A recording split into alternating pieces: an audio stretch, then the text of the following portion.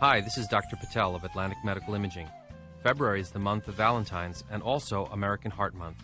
It's a good reminder of the importance of monitoring yours and your family's heart health. Each year, about 1.1 million Americans suffers a heart attack. At Atlantic Medical Imaging, we perform a revolutionary imaging exam called coronary CT angiography, a dramatic breakthrough in the detection of heart disease. Coronary CTA is a non-invasive imaging technique used to visualize disease in the coronary arteries, the source of heart attacks and sudden death. Atlantic Medical Imaging is a world leader in coronary CTA. We have the largest case experience in coronary CTA anywhere. With a supporting staff devoted to your dignity and health, our board-certified radiologists are dedicated to bringing you the most advanced medical imaging in the world. Call the imaging experts at 609-677-X-ray and visit us on the web at atlanticmedicalimaging.com. Atlantic Medical Imaging. Experience you can trust. Toyota of Vineland, family owned and operated for over 30 years. We have the cars and trucks you need at the price you want. South Jersey's positive radio station is Pop FM 99.9 Power of Positivity, with local news, weather, and events in Gloucester, Salem, and Cumberland. Streaming online at popfm999.com. On Pop FM, you have the power to keep it positive. We are a family business. Myself and my wife wait on 90% of the customers who walk in the door. So you're going to get somebody who's going to help you who knows something about the floor covering business. But we specialize in carpet, hardwood, laminate, luxury vinyl tile, area rugs, and a service. When we stock a lot of rolls of carpet, buying from the roll as a customer, you save money. I am very proud to own Richland Carpet, and I am very proud of the selection and the service that we provide. Welcome to Clark & Fox, a company dedicated to representing the international and domestic insurance markets. We are a group of individuals who created a world-class law firm and company through passion, purpose, and practice. We pride ourselves on providing consistent and extraordinary legal services to our clients from New Jersey to Pennsylvania to California and many places in between. Our goal is to become the most knowledgeable and respected law firm representing the insurance industry. This singular goal guides and defines all of our decisions. If you wish to join the Clark & Fox team, either as a client or member of our firm, please reach out to us.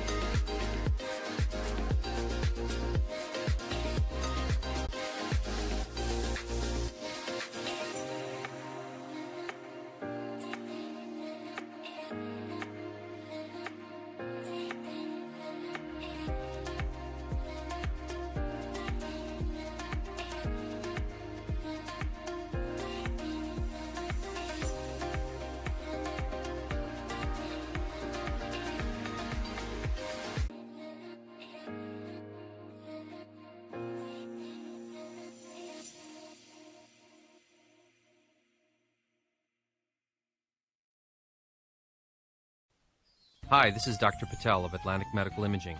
February is the month of Valentine's and also American Heart Month. It's a good reminder of the importance of monitoring yours and your family's heart health. Each year, about 1.1 million Americans suffers a heart attack. At Atlantic Medical Imaging, we perform a revolutionary imaging exam called coronary CT angiography, a dramatic breakthrough in the detection of heart disease.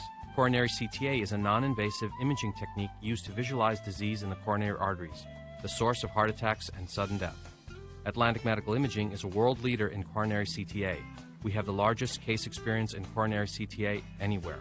With a supporting staff devoted to your dignity and health, our board-certified radiologists are dedicated to bringing you the most advanced medical imaging in the world.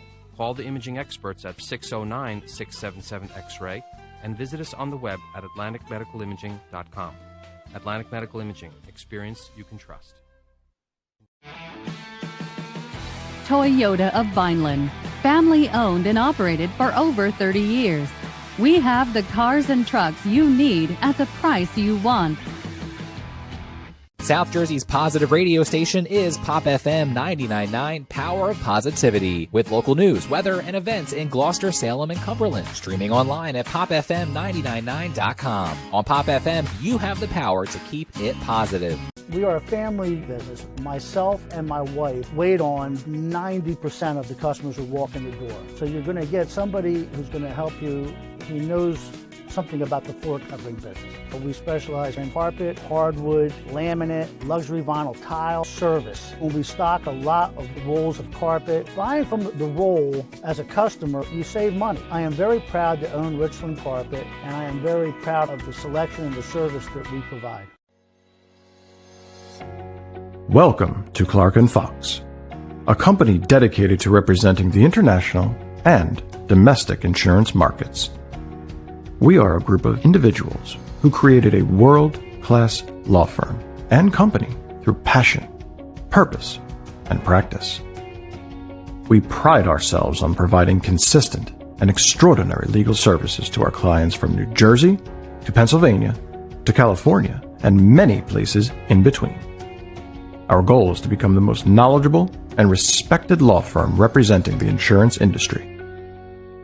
This singular goal guides and defines all of our decisions. If you wish to join the Clark & Fox team, either as a client or member of our firm, please reach out to us.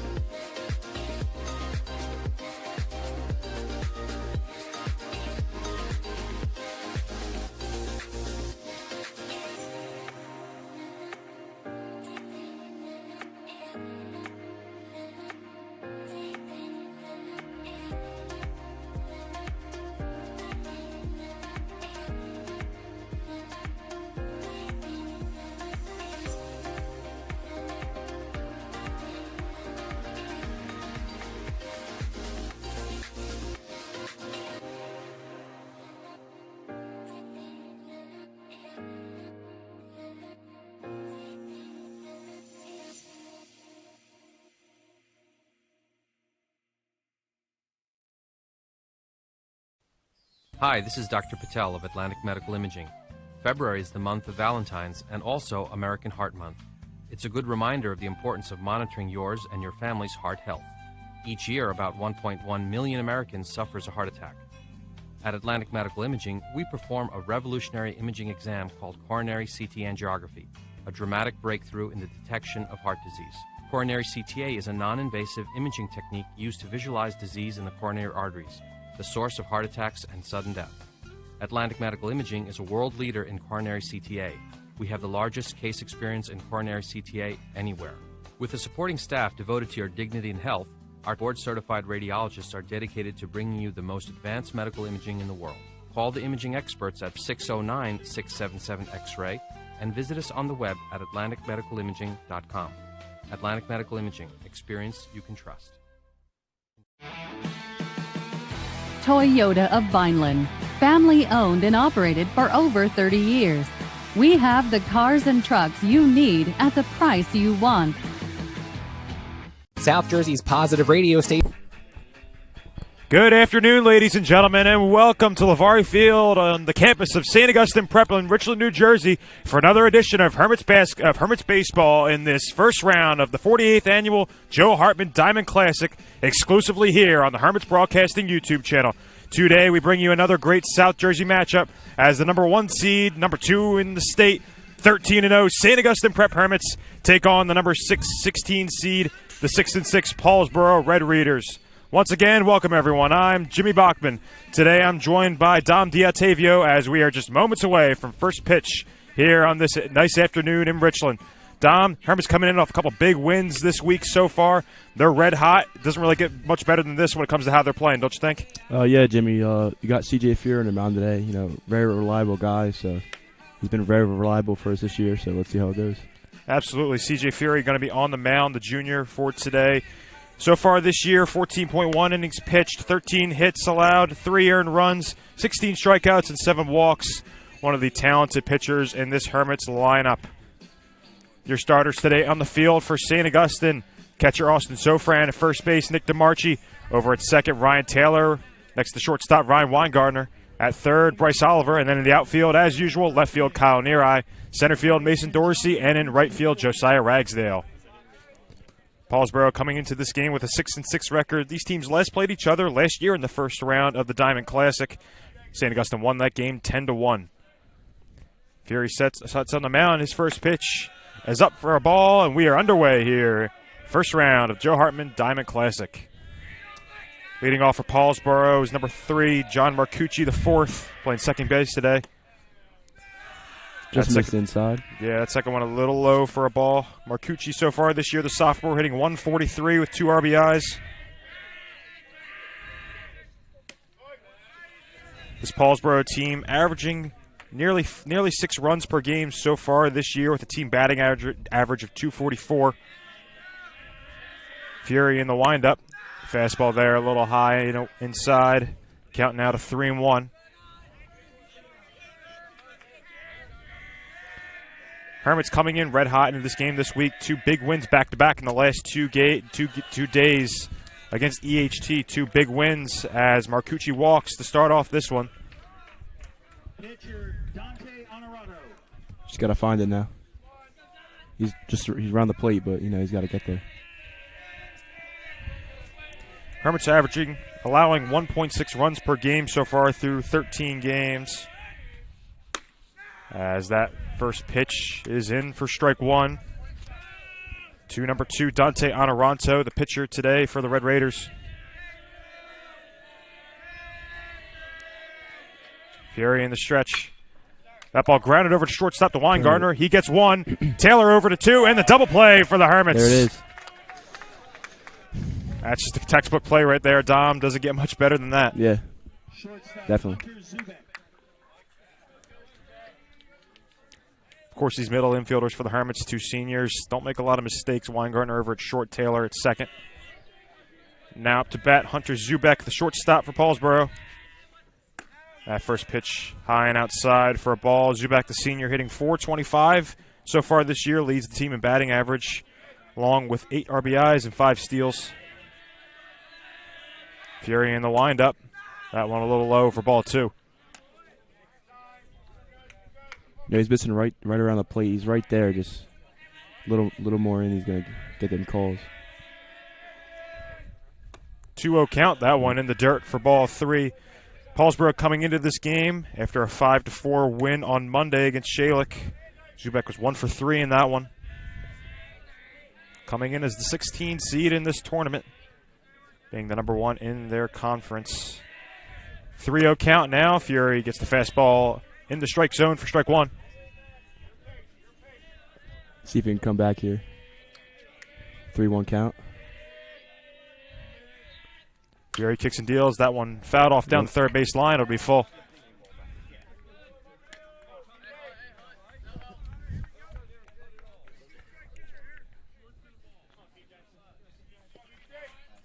Pitch it now.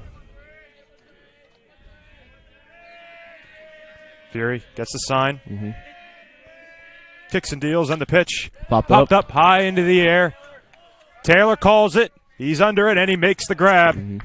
1-2-3 inning there for the Hermits after the double play. No runs scored, no hits. We'll be back after these messages for the bottom of the first. Stay tuned. Toyota of Vineland, family owned and operated for over 30 years. We have the cars and trucks you need at the price you want. Toyota of Vineland, family owned and operated for over 30 years. We have the cars and trucks you need at the price you want. Toyota of Vineland, family owned and operated for over 30 years. We have the cars and trucks you need at the price you want. Toyota of Vineland, family owned and operated for over 30 years. We have the cars and trucks you need at the price you want. Toyota of Vineland, family owned and operated for over 30 years. We have the cars and trucks you need at the price you want. We're back here in Richland, ladies and gentlemen. The starting pitcher on the mound for Paulsboro is the junior Dante Honoranto. So far this year, 23 innings pitched, 20 hits allowed, 8 earned runs, 12 walks, and 30 Ks. Your batting order today for the Hermits, leading off is Ryan Taylor, followed by Josiah Ragsdale and Ryan Weingartner. In the cleanup is Kyle Neareye, followed by Mason Dorsey and Marco Lavari. And the last three, number 7 in the 7 hole, Cole Fry, followed by Bryce Oliver, and last but not least, Austin Sofran. This Hermits batting lineup so far this year has been absolutely electric, averaging 11.7 runs scored per game, along with a team batting average of 412. Don't get much better than that. Absolutely. You look at some of these stats, we'll be going over these batting averages. The guys come up, looks like video game numbers. Yeah.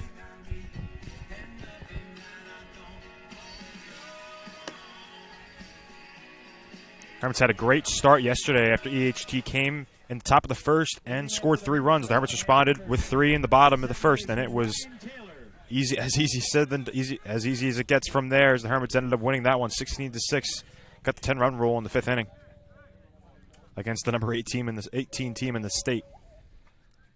It'll be Ryan Taylor to lead it off here for the Hermits, the UPenn commit, hitting .478 on the year with 16 RBIs and 3 homers. Honoranto in the windup, and that first pitch is on the outside corner for strike 1. It's a good spot.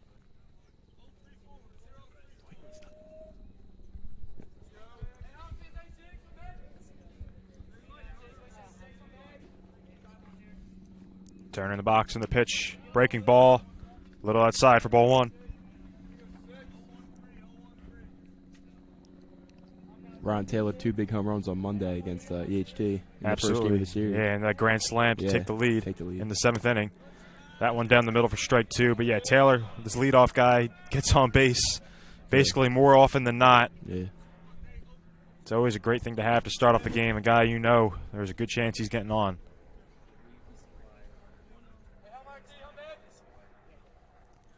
Honoranto kicks and deals. That one grounded over to the third baseman. Third baseman bobbles it. And Taylor is going to get there easily. Taylor reaches there. We'll probably see if it counts as an error, and it will. But we'll take it. See, that's what happens when you put the ball in play. Absolutely. Good things will happen. Yep. Josiah Ragsdale now up to the plate, number 11, hitting .486 on the year with 11 RBIs. Along with 2 home runs. Honoranto now in the stretch. Taylor with a decent lead over at first. That first pitch to Ragsdale high for ball 1. Taylor with a couple steals already this year. Wouldn't be surprised to see if he goes here. Test out the catcher's arm early on, do you think? Yeah, definitely. Honoranto again. It's a good cut. Foul tip there from Ragsdale, a little late. Just missed that.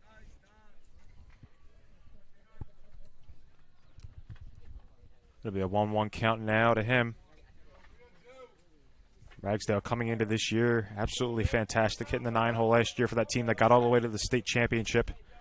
Up to the 2-hole now as Taylor goes on that pitch. They catch him on the pickoff, but he's going to get there anyway. Ryan Taylor showing off the speed.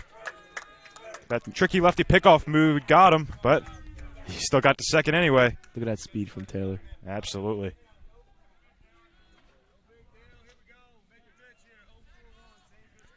Ragsdale now with a runner in scoring position. Great chance for the Hermits to take an early lead here in Richland. Kicks and deals. Breaking ball there high and inside. Ragsdale had to move out of the way, but it'll be ball 2. See if you can get something done here with our runner in scoring position.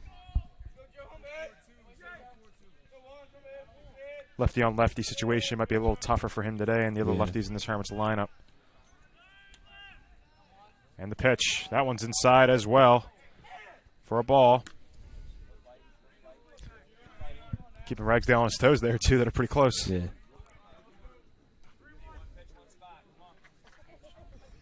His count now. 3-1 now to Ragsdale. Pitcher steps back.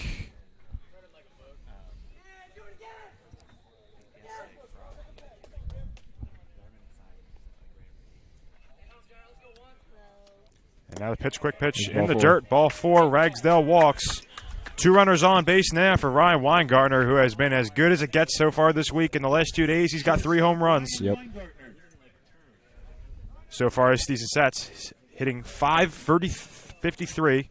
Yeah, that 5.53, not too bad there, along with 20 RBIs and 6 home runs.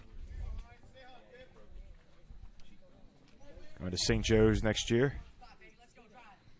Alonso looks back and deals. Outside, ball 1. Breaking ball. I'd rather miss a spot with him than I'd rather miss a spot outside with him than Yeah, miss you it think that's in the inside. pitcher's minds, knowing how many Yeah. runs this team usually puts up? You got to be a little careful, especially with that breaking ball. 1-0 count now to Weingartner in the pitch. Fastball there, Popped up. high into the air and deep. Center fielder's under it, makes the grab. Taylor tags up from second. He'll get the third. Ragsdale also tags for first, and he'll get in as well. So Weingartner flies out, but he moves both runners into scoring position. For Kyle Neary, the cleanup hitter, now to come up. Great chance to knock 2 in. Did his job there. Good communication by the center fielder and the left fielder. Both seemed like they were under it for a second. Couldn't really tell who was going to get it. Yeah, definitely. Neary hitting .407 on the year with 2 home runs and 14 RBIs. Going to Bryant next year. Ragsdale at second. Taylor at third. That first pitch to him in the dirt for ball 1. Thought about swinging, but left that one down.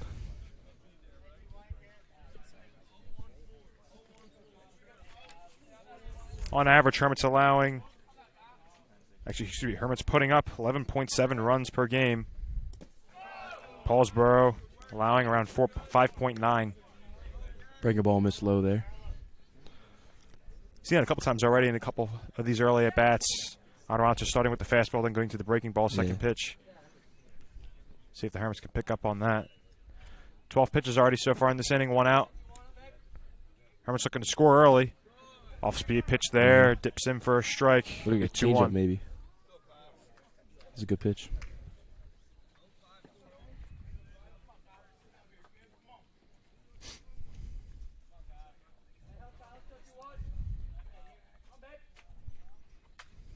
Swing and a miss there from Neary, low. Be 2-2 count now to him. 1 out, 2 runners in scoring position. If you're just joining us, I'm Jimmy Bachman alongside Dom Ottavio.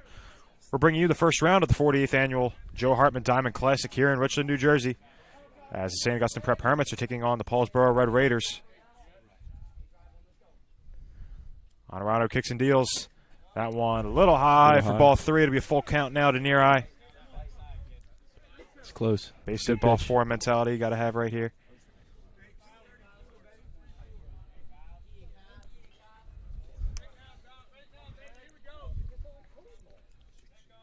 See what we can do here. Neary ready in the box in the pitch. That Ball one's 4. going to be low for ball 4. Neary's going to walk to load the bases for Dorsey coming up now. And once again, the Hermits looking to strike early in another game.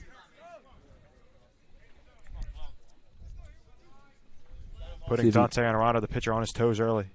You're saying, Dom? Let's see if he can put one in the gap here, bring some runners home. That'd be ideal. Here in the first inning. Good gap over there in right field. Yeah. Hit something opposite field. Sit back on an outside pitch. Off-speed pitch to him in the dirt for ball 1. Hermits have good discipline. So far, he's walked 1 guy, so you think Dorsey's probably waiting for a strike here? Or you think he's ripping on the first one he likes? Yeah.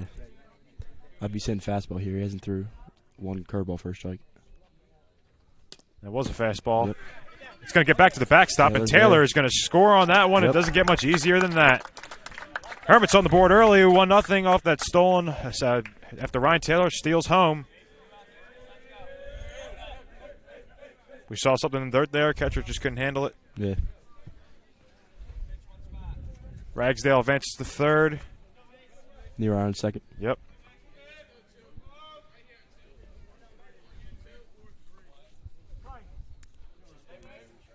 There'll be a 2-0 count now to Dorsey, who's at 400 with 12 RBIs on the year. And he grounds that one over to the third baseman. Looks back, Ragsdale, but he's going to go anyway. And the ball's going to get by the first baseman. Ragsdale is going to score. Neary now went rounding third, and he's going to get in and score. So Mason Dorsey, out of all that, is going to get to second. And the Hermits score two more runs after that error. Score now 3-0. Like I said before, put the ball in play. Good things happen. Absolutely. There you go. So far, Hermits without a hit. Put the ball in play twice. 2 errors forced against Paulsboro. And the pitcher now going to go out to talk. Looks like the first baseman might be injured as well. Looked like Mason ran him over a little bit. But yeah, it looks like a bit of a collision there when he went to get the ball. Then Mason turned over to go to second.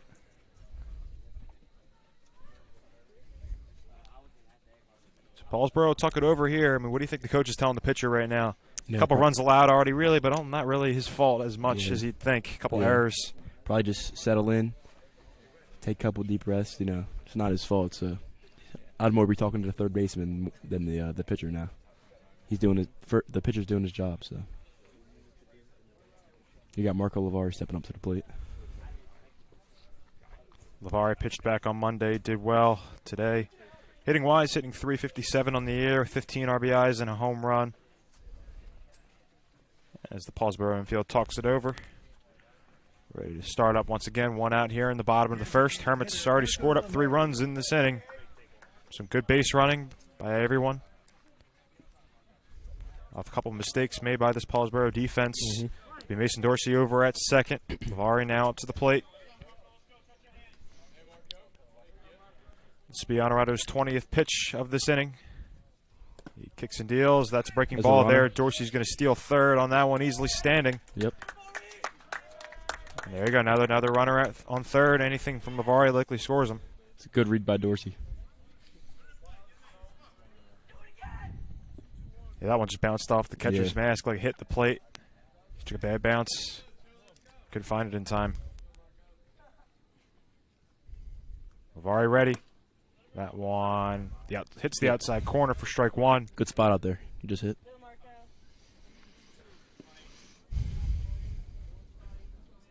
Lavari's 1 for 2 yesterday with 2 walks as well. 1-1 count to him. And lets that one once again on the outside corner. Call for strike 2. Like I said earlier, this pitcher's really doing his job to hit his spots. Yeah, that's good. That's great location right there. A lot of guys aren't going to swing at it, and it's tough to make contact with. 1-2 count out of Lavari. 1 out in the inning. Runner at third. That one is going to go over. Fly ball to right field. Right fielder's under it. Makes the grab. Dorsey tagging up. And the throw to the plate is not going to be in time. So a sac fly for Marco Lavari as Mason Dorsey scores, and the Hermits extend their lead to 4-0. Here, Cole Fire steps up to the plate. Great job there by Lavari. Does his job. Gets the run in. It'll be Cole Fry now up to the plate for the Hermits. Fry had a good day yesterday. 2 for 3 with an RBI. Hitting .500 on the year with 9 RBIs. Coming off an injury.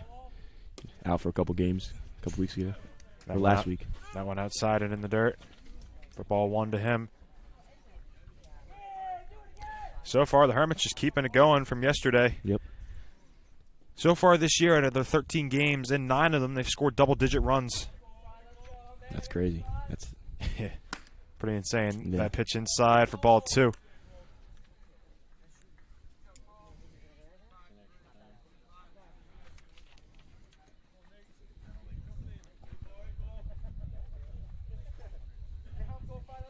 Two count now to Fry. And the pitch in for strike 1. Ooh, no, outside for ball 3.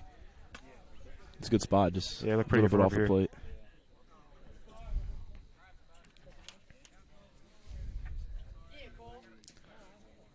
Honorado got to dig down here.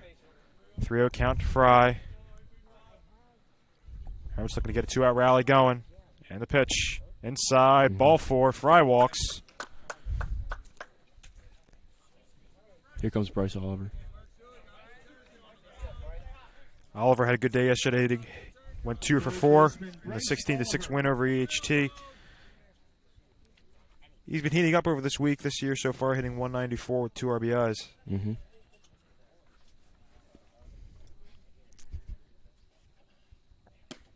First pitch to him outside for ball 1. Oliver likely taking here, I think, until he sees a strike after a 4-pitch walk to Fry.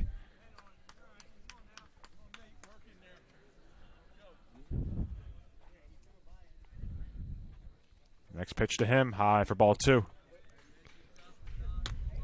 Struggling now to find his zone. Yeah, you know, next pitch is going to be his 30th. You got to think he's starting to get a little tired down the mound. He's been out there a while. Probably a little deflated. Yeah, a little rattled too. That one called for a strike. Yep. Yeah, that's not his pitch either. That's a little low. I don't know about that call. Yeah, take that one. It'll be 2-1 count now to Oliver. 2 outs in the bottom of the first. Runner over at first, and the pitch. Fouled off. Fouled off out of play onto the rugby field.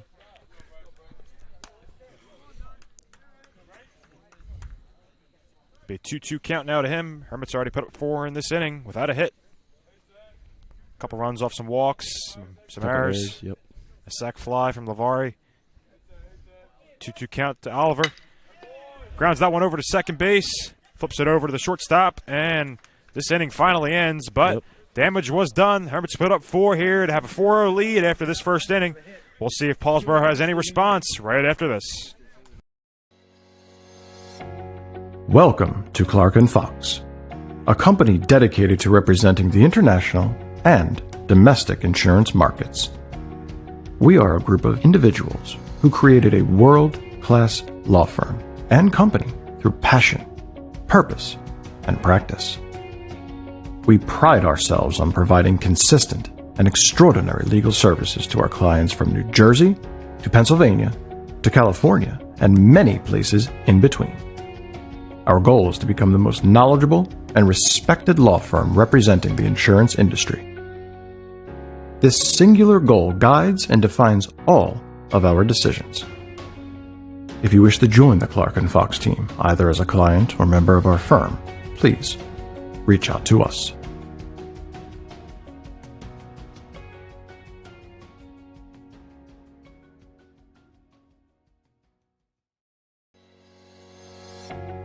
Welcome to Clark & Fox, a company dedicated to representing the international and domestic insurance markets. We are a group of individuals who created a world-class law firm and company through passion, purpose, and practice. We pride ourselves on providing consistent and We're back here in Richland, New Jersey, ladies and gentlemen. Second inning of Hermits baseball here on the Hermits Broadcasting YouTube channel. Great bottom of the first there for the Hermits. They put up 4 runs early on. See if Paulsboro has anything to come back with. Fury's first pitch there to the cleanup hitter for the Red Raiders, Luke Hinkle. Fouled off out of play. Just to give you an update on what the bracket looks like for the Diamond Classic. Hermits playing Paulsboro here, the 116 matchup. In the 9-8, it's number 9 Delran versus number 8 Cherokee. As that breaking ball a little low for ball 1. Followed by number 5 Shawnee versus number 12 Pittman. They'll play the winner of number 13 Maple Shade and number 4 Kingsway. And then on the other side of the bracket, it's number 5 Gloucester Catholic. As that one is ground, it's hit lightly, and Hinkle's going to get a single out of it. As I was saying, number 3 Gloucester Catholic going to play number 14 Buna. Number 11 Cherry Hill West going to play number 6 EHT. Number 7 Lenape versus number 10 Mainland. And then last but not least, number 15 Haddonfield versus number 2 Northern Burlington. Tough play there for the Hermits. Just a light hit ground ball. Had to charge it. Kofar bobbled it. Hinkle using some speed. Gets the infield single now. Runner on first for Doug King, the third baseman. It's a good that pitch. One in the dirt. Nice block by Sofran. King hitting .212 on the year with 6 RBIs, the junior. Playing third base today. He's got a couple errors. See if he can come back from it. 1-0 count now. Fury at the pitch, and that's going to hit him in the arm, and he'll take a base. So 2 guys get on base early here in the top of the second. Great chance for Paulsboro to try to claw back here. As designated hitter Rocco Pellegrini comes to the plate, number 10. With a runner in scoring position. Pellegrini hitting .214 on the year with a homer and 7 RBIs.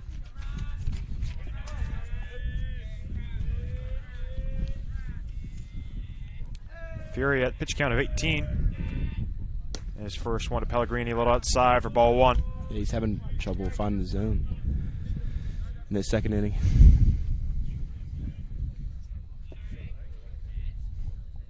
Hinkle at second. King over at first. Fury kicks and deals that one in the dirt. Good block by Sofran. But the runner goes, and he's going to get under the tag. And he is safe at third. Lucky there for Luke Hinkle, as I think he thought that ball was going to get by Sofran, but I guess he just got under Oliver's tag. Throw a little high from Sofran, but he did have a good job getting under that. Runners on the corners now for Pellegrini. 2-0 count to him. See what he's going to do with it as Fury throws back over at first. Yep. King gets back easily. Guys on third and first thinking he's probably stealing here early on. Good chance. Yeah. Coach Nate puts a play on. Fury kicks and deals. That one grounded lightly. Runner's going to go home. Oliver looks over. He's going to go it over to first. And the Hermits are going to give up the one run but get the out. Good job by Pellegrini to get the RBI. The other runner advances to second. And your score now 4-1.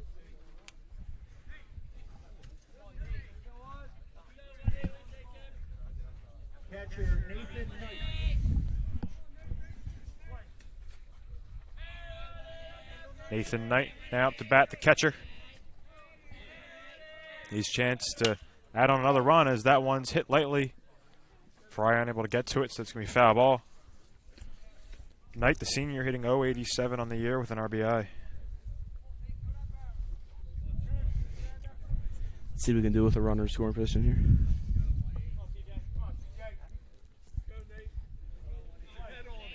CJ seems to be settling a little bit. 0-1 count now to him. Fury kicks and deals. Off speed pitch there outside. Ball one.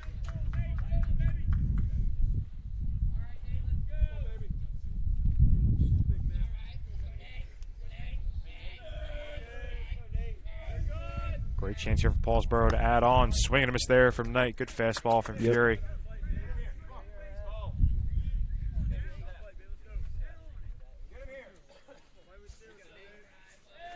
As I said, coming into this one, Fury with 14 innings of work, only allowed 3 runs so far. Warner thinks about going, but stays back as Knight goes down swinging. Wow, that was gas. Absolutely, nice fastball there. Saw him miss on that one, just threw it again. So 2 outs now for Paulsboro in the top of the second. Brandon Armstrong now comes up to the plate, the 8-hole hitter, playing at first base today. Trying not to leave the runner in scoring position as that pitch behind him onto the backstop. Wow, CJ got lucky there. Just missed him. King will advance over to third. Yeah, fortunate.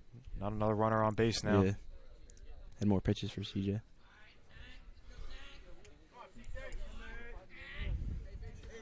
One-0 count now to Armstrong. Fury with the pitch. That's a good one right there. And for strike one. It's a good pitch.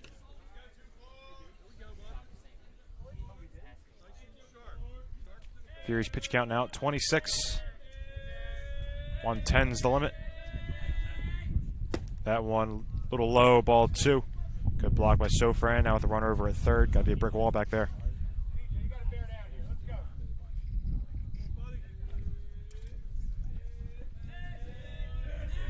And the next one, grounded lightly over to Fry. It's going to roll foul. So it'll be a 2-2 count now. 2 outs in the inning. Maybe he'll just try to gas him up here. High fastball. That's what worked last time.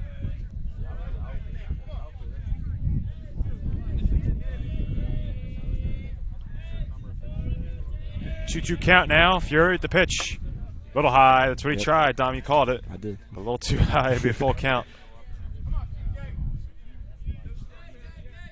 Really need this pitch here, though. Full count, 2 outs. Yep. Runner on third. Top of the second here in Richland. Fury with the pitch. Swing and a miss. He got him. Armstrong goes down swinging, and Fury gets out of this inning, only allowing 1. Yep. The Hermits keep a 3-run lead here. We'll see if they're going to want to extend it in the bottom of the second right after these messages from our Hermit sponsors. Family business. Myself and my wife wait on 90% of the customers who walk in the door. So you're going to get somebody who's going to help you. He knows something about the floor covering business. But we specialize in carpet, hardwood, laminate, luxury vinyl tile, area rugs, and a service. When we stock a lot of rolls of carpet, buying from the roll as a customer, you save money. I am very proud to own Richland Carpet, and I am very proud of the selection and the service that we provide. Family business. Myself and my wife wait on 90% of the customers who walk in the door. So you're going to get somebody who's going to help you. He knows something about the floor covering business. But we specialize in carpet, hardwood, laminate, luxury vinyl tile, area rugs, and a service. When we stock a lot of rolls of carpet, buying from the roll as a customer, you save money. I am very proud to own Richland Carpet, and I am very proud of the selection and the service that we provide. Family business. Myself and my wife wait on 90% of the customers who walk in the door. So you're going to get somebody who's going to help you. He knows something about the floor covering business. But we specialize in carpet, hardwood, laminate, luxury vinyl tile, area rugs, and a service. It'll be 9-1-2 for the Hermits to start off the second inning. Austin Sofran going to lead off, the catcher. Was he in the sixth hole? Batting sixth? Batting ninth. Ninth. Oh. I don't know what I was thinking there. It's all good. It's all good. First pitch to Sofran in the dirt, bounces off the plate for ball one. Sof hitting so far this year, .379 with 10 RBIs. He was 2 for 2 yesterday. He's been real good for us the past couple weeks. Absolutely. It's nice to have a guy like that in the 9-hole. Yep. Honorado in the windup. 1-0 count. That one high for ball two to Sofran. Hermits looking to add on to their 4-1 lead. Paulsboro got one back in the top of the second. Yep. That was off an error. 2-0 count. That one popped up out of play. Just missed that one. That would have been crushed if he had got a hold of that. We saw Honorado. He located some pitches well in the first inning. Kind of just his defense didn't help him out that much.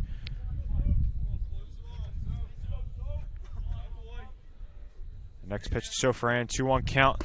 Outside, ball three.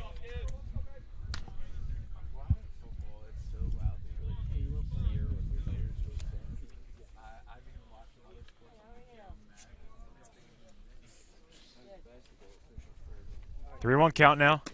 That one. A little inside, I guess. Ball four. Sofran takes first base there to lead off this inning. That's a way to do it. As top of the order now, back up. We'll see Jake Ruxer run for Sofran. Is number 14, Jake Ruxer.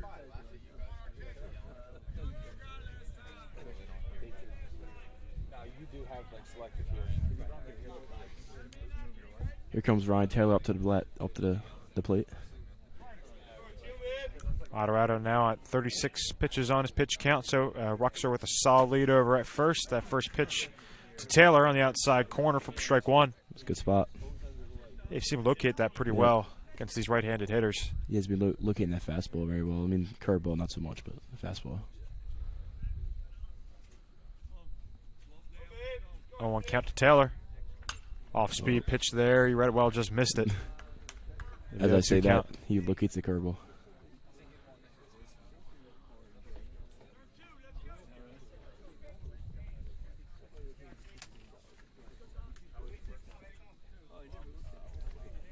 These teams played last year in the first round of the Diamond Classic. The Hermits won that game 10-1 as Honorado throws back over to first. Ruxer gets down easily.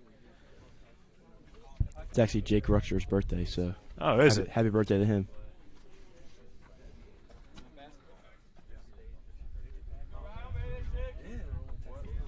Honorado with the pitch now. Taylor lines that one over to second.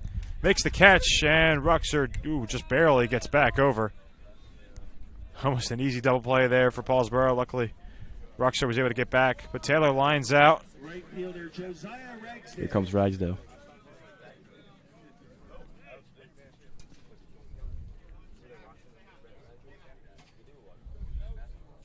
Ragsdale's playing well lately as well. He was 2 for 3 yesterday with an RBI. Got on bases last at bat as well. First pitch to him. Curveball a little low for ball one.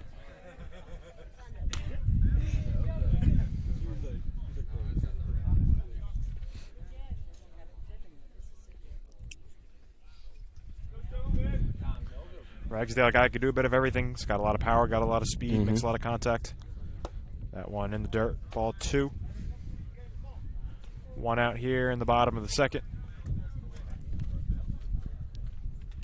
He's got a very intimidating presence in the box. I can just see. I'd be intimidated if I was a pitcher right now. Next pitch to him. That's a good pitch though. Yep, right there. Strike 1.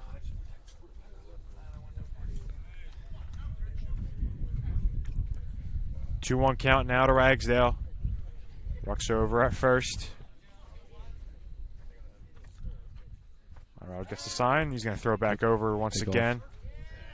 He's keeping Ruxer humble over there. Make sure that lead's not too big. He got Taylor on 1, but Taylor was able to still steal second on it. Yeah. With that electric speed he has. And the next pitch to Ragsdale, high for ball 3. They're really pitching around him this game.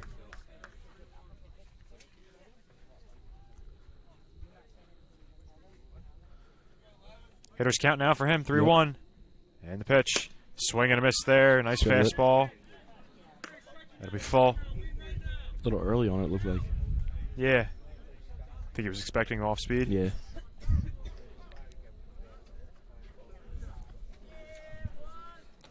Full count now to Ragsdale. See what Honorado wants to do with this one. 1 out. And the pitch. Fouled off. It's a good fight by Ragsdale. Way to stay alive here.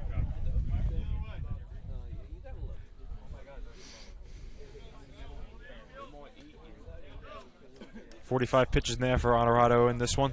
Yep. He's been doing okay. I mean, doing his job, just defense, really, as we said a couple times before. And the pitch, full count. Ragsdale hits that one over to left field. Left fielder gets under it, makes the grab. Yep. Ruxell will stay over at first. So we have 2 outs now in the inning. A good cut right there by Ragsdale. Just left fielder got read it well. Got a little under that one.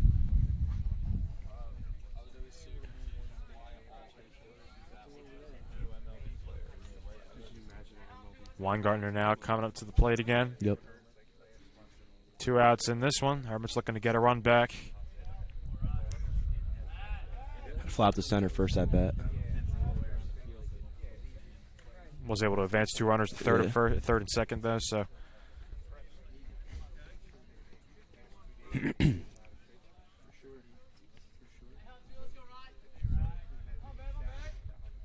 Weingartner now ready in the box. First pitch to him in the dirt for ball 1. Holds back on that one.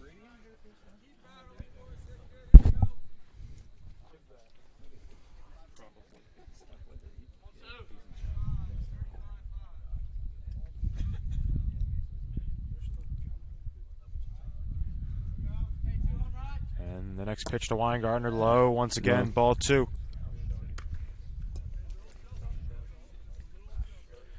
Two outs here. We saw Sofran walk to start off the inning, but Paulsboro able to get the last 2 outs against the top of the Hermits order. Trying to close it out here against one of their top hitters. 2-0 to Weingartner. Swing and miss there. Big swing. Just misses it. He wanted that one. He hopes he can get that one back. He had a big homer on a swing like that yesterday. Yeah. Had 2 to the day before.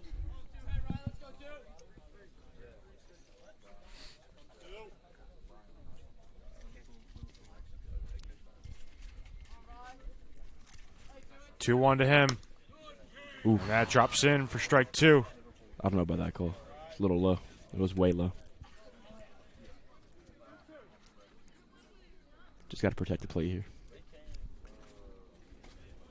Hermits yet with a hit in this game. 2-2 count. 2 outs now to Weingartner.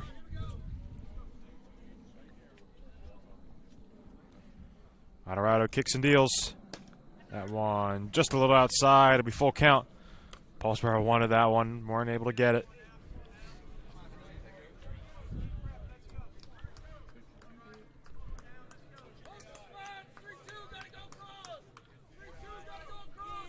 Ruxell will be running off this one. Full count, 2 outs. Yep. Weingartner got to protect here. Runner goes. Weingartner fouls that one off. Yep.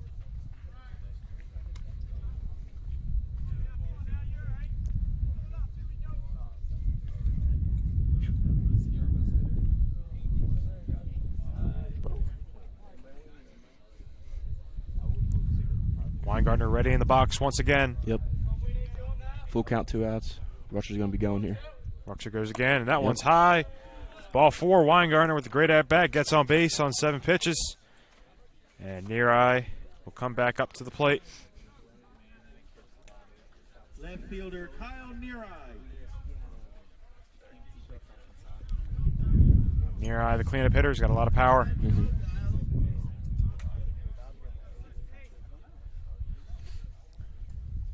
Runners on first and second for him. And he watches that one go by for ball 1. A little high.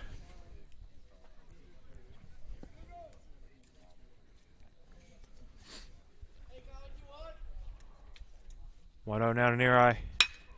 Half swing there, but it's gonna. First baseman picks it up, but it is not going to be in time. He's going to be. Oh no, he is called out. That's looked like Neareye was safe there from our angle, but he's called out. So that'll finish it here for the bottom of the second. Hermits got a couple guys on base, unable to score any runs out of it. So Paulsboro gets another shot to chip away at this lead in the top of the third. We'll be right back to see what happens. Yep. Toyota of Vineland, family owned and operated for over 30 years. We have the cars and trucks you need at the price you want. Toyota of Vineland, family owned and operated for over 30 years. We have the cars and trucks you need at the price you want. Toyota of Vineland, family owned and operated for over 30 years. We have the cars and trucks you need at the price you want. Toyota of Vineland, family owned and operated for over 30 years. We have the cars and trucks you need at the price you want. Toyota of Vineland, family owned and operated for over 30 years. We have the cars and trucks you need at the price you want. Toyota of Vineland, family owned and operated for over 30 years. We're back here, ladies and gentlemen, for the top of the third. First pitch there, swing and a miss to number 21, Jason Google, the 9-hole hitter for Paulsboro. Fury out for his third inning of work at 31 pitches. That one there inside for ball 1. Just missed a spot inside there.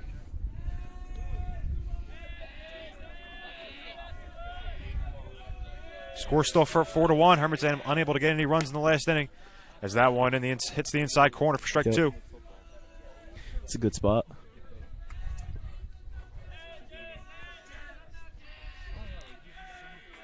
One, 2 count now to Google. Swing and a miss there. Nice pitch by Fury. Another strikeout for him. One quick out here in the top of the third. Second baseman John Marcucci, the 4th. We got John Marcucci. Marcucci, the leadoff hitter, back up for his second time. And that first pitch to him, a little high and inside for ball 1. CJ had 34 pitches now in the third inning. Not bad, but a couple walks killed him. Ooh, another one high and inside there. Look out.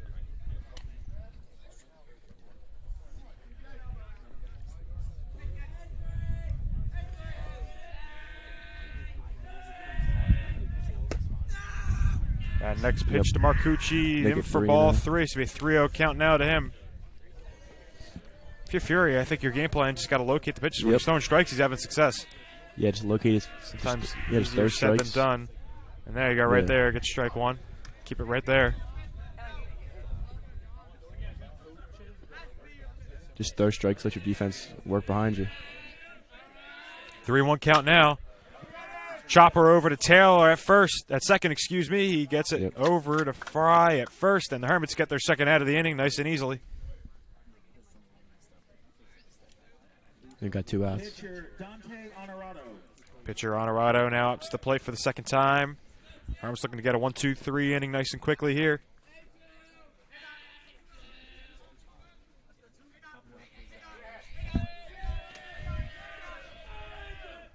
Fury in the windup. That first one, him inside for ball one. It's a good spot. Fury commit to Villanova. We'll see him there in 2 years. 1-0 count now. That one in for strike one.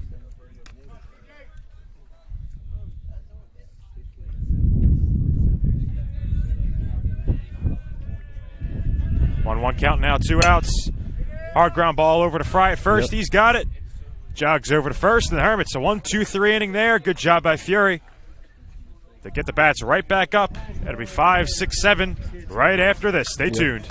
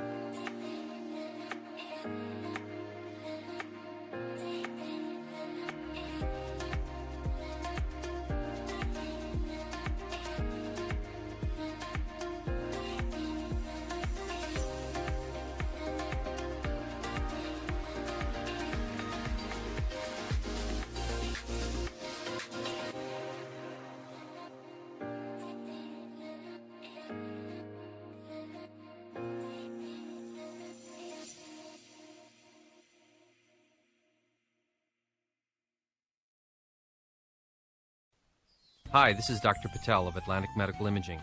February is the month of Valentine's and also American Heart Month. It's a good reminder of the importance of monitoring yours and your family's heart health. Each year, about 1.1 million Americans suffers a heart attack. At Atlantic Medical Imaging, we perform a revolutionary imaging exam called coronary CT angiography, a dramatic breakthrough in the detection of heart disease. Coronary CTA is a non-invasive imaging technique used to visualize disease in the coronary arteries, the source of heart attacks and sudden death. Atlantic Medical Imaging is a world leader. We're back here in Richland, New Jersey, ladies and gentlemen. If you're just joining us, I'm Jimmy Bachman alongside Dom D'Ottavio here on the Hermits Broadcasting YouTube channel. First round of the 48th annual Joe Hartman Diamond Classic. Bottom of the third inning, Mason Dorsey going to lead it off for the Hermits, winning 4-1 in this one after a 1-2-3 top of the third. Looking to add on to their lead. First pitch to Dorsey popped up out of play.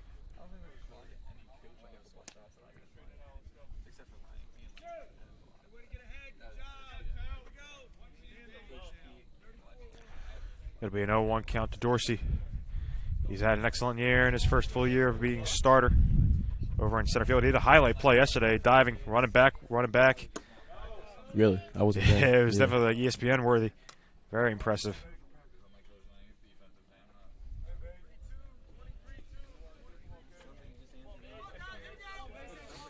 Rowan commit. Yep, 1-1 count now to him. A little low for ball two. I thought he was going to call that. A little outside, though.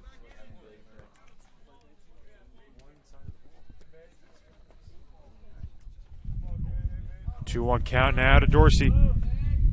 And the pitch from Honorado. Popped up. High into the air. The right fielder calls it. Wind's Looking blowing. around for it now. Wind's messing it up, but he makes the catch.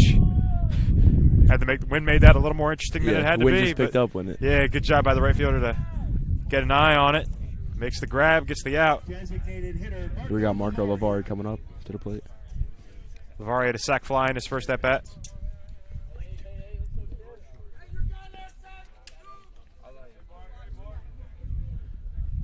One out here in the bottom of the third. Yep. This will be Honorado's 68th pitch of the game, and it's going to be taken low for ball one to Lavari.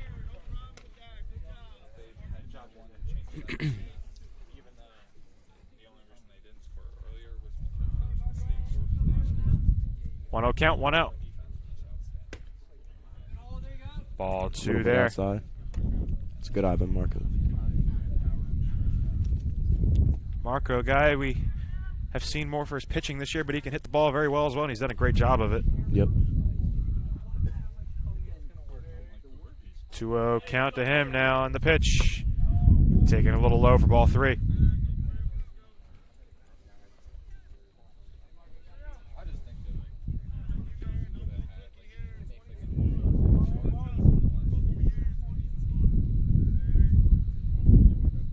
Now to Lavari. And that one's taken down the middle for strike 1.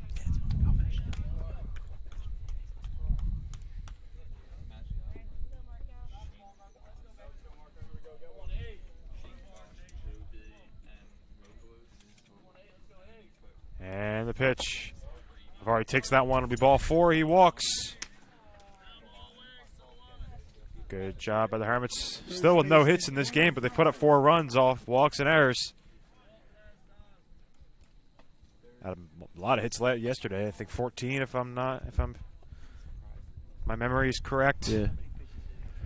Put a lot of runs up, so.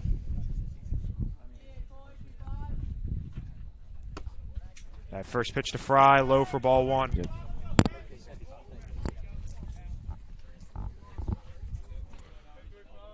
It'll be a 1-0 count now to Fry, 1 out. Lavari over at first. Hermits looking to add on to their 4-1 lead as that one's taken a little high for ball 2.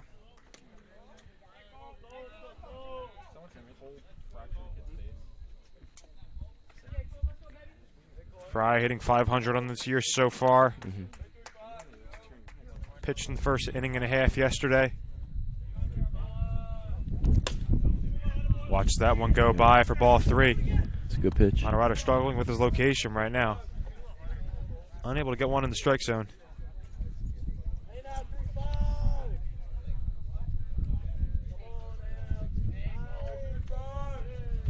.3-0 count. That one, take it for strike 1. He wishes he had the green light on that one.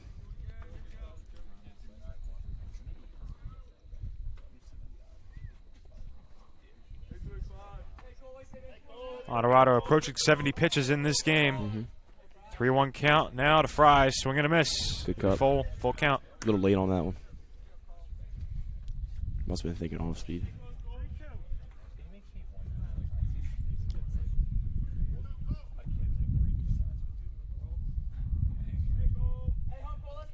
Full count now to Fry. Swing and a miss. Goes down swinging. Good pitch there from Honorado. Get a little confidence back. Yep. Maybe Bryce Oliver now to come to the plate with 2 outs. Runner on first. This ball looks like it has some major cut to it. I don't know. That might just be me.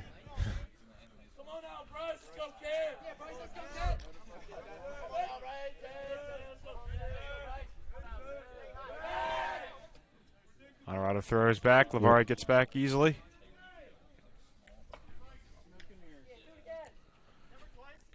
Now it's 70 pitches on the day. Limit is 110, so we'll see how much longer he goes. Yeah, I don't think they'd push him 110 yet, or this. Oliver watches that one go by. Low and outside for ball 1 to him.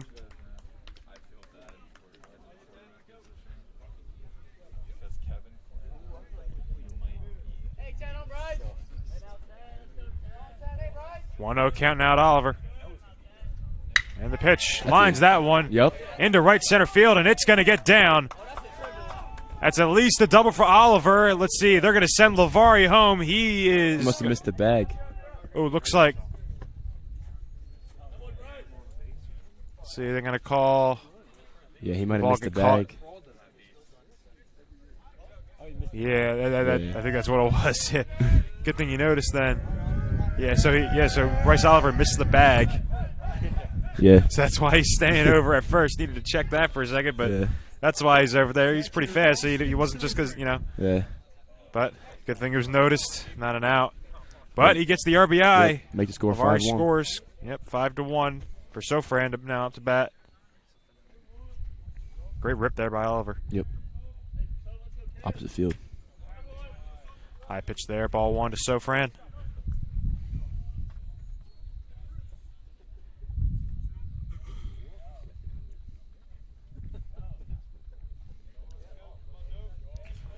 One 1-0 count. Oliver with a solid lead over at first.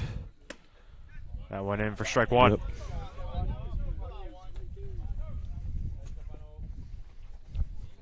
So Fran walked his first time.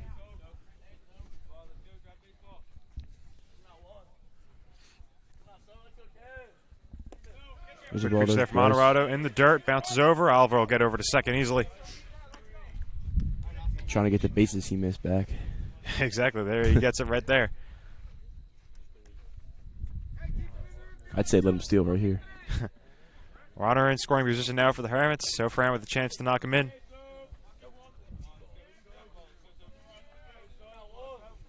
Two-one count to him. 2 outs in the bottom of the third, and the pitch. A little high for ball 3.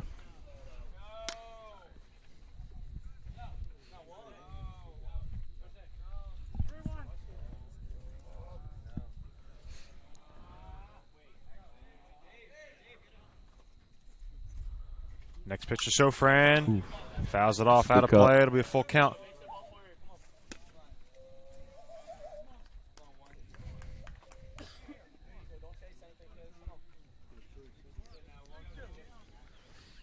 Full count, 2 outs now for Austin Sofran. Yep. Honorado looking to get out of this one with only 1 run given up.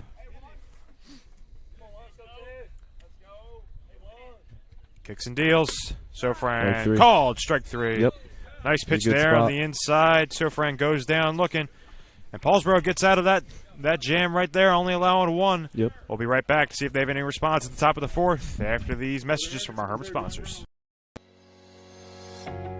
Welcome to Clark & Fox, a company dedicated to representing the international and domestic insurance markets. We are a group of individuals who created a world-class law firm and company through passion, purpose, and practice.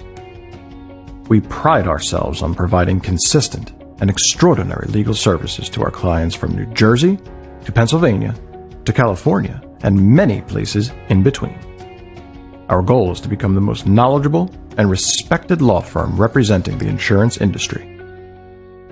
This singular goal guides and defines all of our decisions. If you wish to join the Clark & Fox team, either as a client or member of our firm, please reach out to us.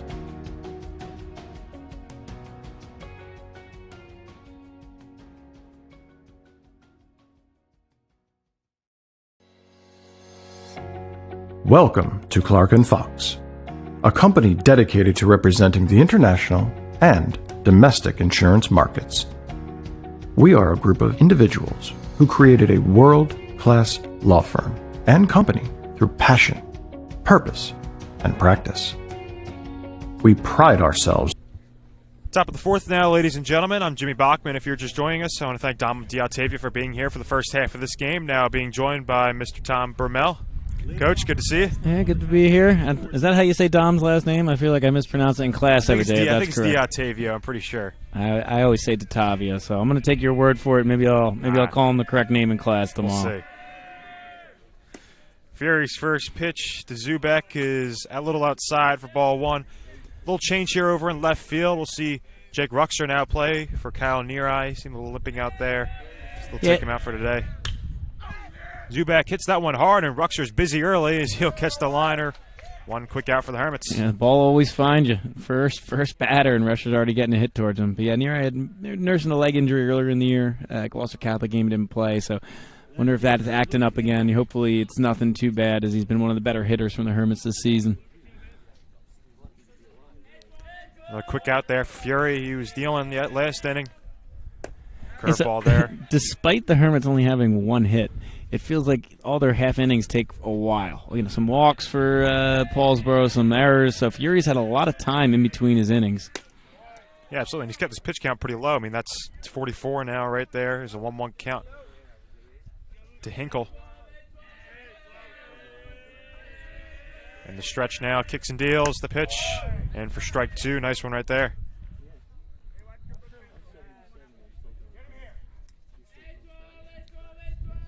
That's one of the biggest things you can do, work ahead in the count. Curveball there from Fury. Hinkle able to get the end of it, but didn't go far at all. Weingartner catches the pop-up. Another quick out for the Hermits. 2 here in the top of the 4th. Yeah, so that's, again, the benefit of being ahead in the count. That was kind of a real defensive swing, just like an, oh shoot, could be strike 3, so just kind of flung his bat out there, and it made it an easy, looping line drive right at Weingartner. Doug King now up. He fouls that first one off out of play into the trees. Almost hits Coach Rizzo over there in the golf cart. Too bad Shady took advantage of the golf cart now when it gets a little hot out, later in May. Yeah, it's a little cooler because the sun's a little lower than it normally is. Since we had to start this game a little later today, Paulsboro couldn't get here right for a 4 o'clock start, so we probably started closer to 4:45. So the sun's a little more set than it normally is. 1-1 count now to King. Curveball there from Fury in the dirt for ball 2. It's Hermit's third game in 3 days. It's been a busy week so far. It's been all wins. Hoping to keep it up today. Ooh. And that one hits King right in the back. We've seen Fury throw it high and inside a couple times to the lefties. He gets him there. Take the base. Yeah, you're right. I mean, the team's been impressive, gritting out, went up. The offense has been really, chugging along. Even, they 10-run EHC yesterday. It took the bats a little late to get going again when they were at EHC, down to their final out when they only, down 3-2 before Taylor hits that grand slam. Some drama there. He ended up scoring 8, kind of inflates that a little bit. But the Hermits show you that they got a powerful, quick strike offense. Could you get you with the homer? A lot of speed. They just need the pit, and the pitching's been good, but you're going to need that pitching to just keep improving to be able to settle in when you get into those playoffs, the late Diamond Classic games. Yeah, absolutely. That's a good thing. Hopefully you get to play some good teams here in this Diamond Classic as we move on in the tournament, assuming they can get W today as that one's in for a strike. But you want to have all the experience you can get. You got 2 games against a good HT team. You play Kingsway, who's top 10 of the state. You saw Gloucester Catholic earlier this year, who's been good. So already you got some experience. So when you start playing those teams later on, and if you make a run in the state tournament, as that ground ball there over to Taylor, he's able to step on second, gets the easy out. And the Hermits, another quick inning there, and they'll get the bats back up in the bottom of the 4th. We'll be right back. Toyota of Vineland, family owned and operated for over 30 years. We have the cars and trucks you need at the price you want. Toyota of Vineland, family owned and operated for over 30 years. We have the cars and trucks you need at the price you want. Toyota of Vineland, family owned and operated for over 30 years. We have the cars and trucks you need at the price you want. Toyota of Vineland, family owned and operated for over 30 years. We have the cars and trucks you need at the price you want. Toyota of Vineland, family owned and operated for over 30 years. We have the cars and trucks you need at the price you want. Toyota of Vineland, family owned and operated for over 30 years. We have the cars and trucks you need at the price you want. Toyota of Vineland, family owned and operated for over 30 years. We have the cars and trucks you need at the price you want. Toyota of Vineland, family owned and operated for over 30 years. We have the cars and trucks you need at the price you want. Toyota of Vineland, family owned and operated for over 30 years. We have the cars and trucks you need at the price you want. We're back here in the bottom of the 4th, ladies and gentlemen. 1-2-3 here for the Hermits. Ryan Taylor going to lead it off. Winner of this game will play the winner of the 8-9 game. That's Delran versus Cherokee. That game expected to be on May 9th. It might be the 10th. He's got to play by the 10th. So it could be the 9th, could be the 10th. One of those things where the ADs talk because what's a ground ball there to second. Oh, that one's bobbled. Yeah, Taylor hit that one hard on a seam. And there you go. Another time when the Hermits, don't get the hit out of it, but you make contact, and as Dom was saying earlier, good things will happen. Yeah, it's high school athletes. Put the ball in play. But yeah, so back in the day, maybe 3 years ago, 4 years ago, the Diamond Classic used to be the first round game was at like maybe just seeing that the prep was always at Maple Shade or Washington Township, one of those. If you won the first one, they had a doubleheader next weekend where you played the quarterfinals and semifinals. And Ragsdale loops that one over, and it is going to be fair.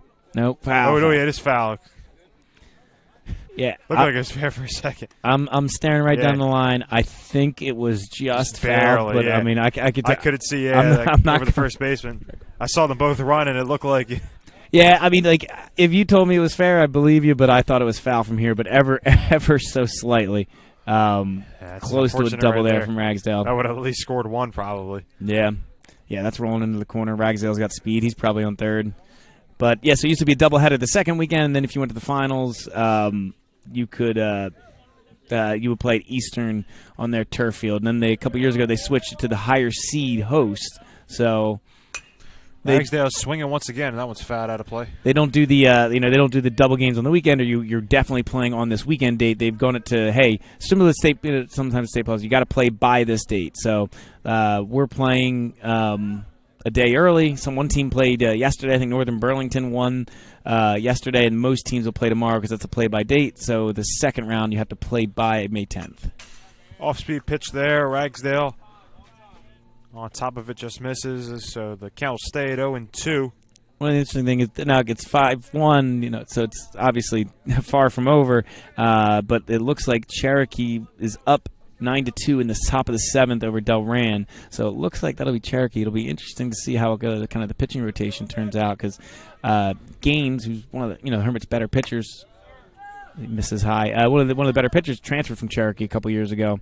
So it'll be I'm sure he's going to want to go in that one. Exactly.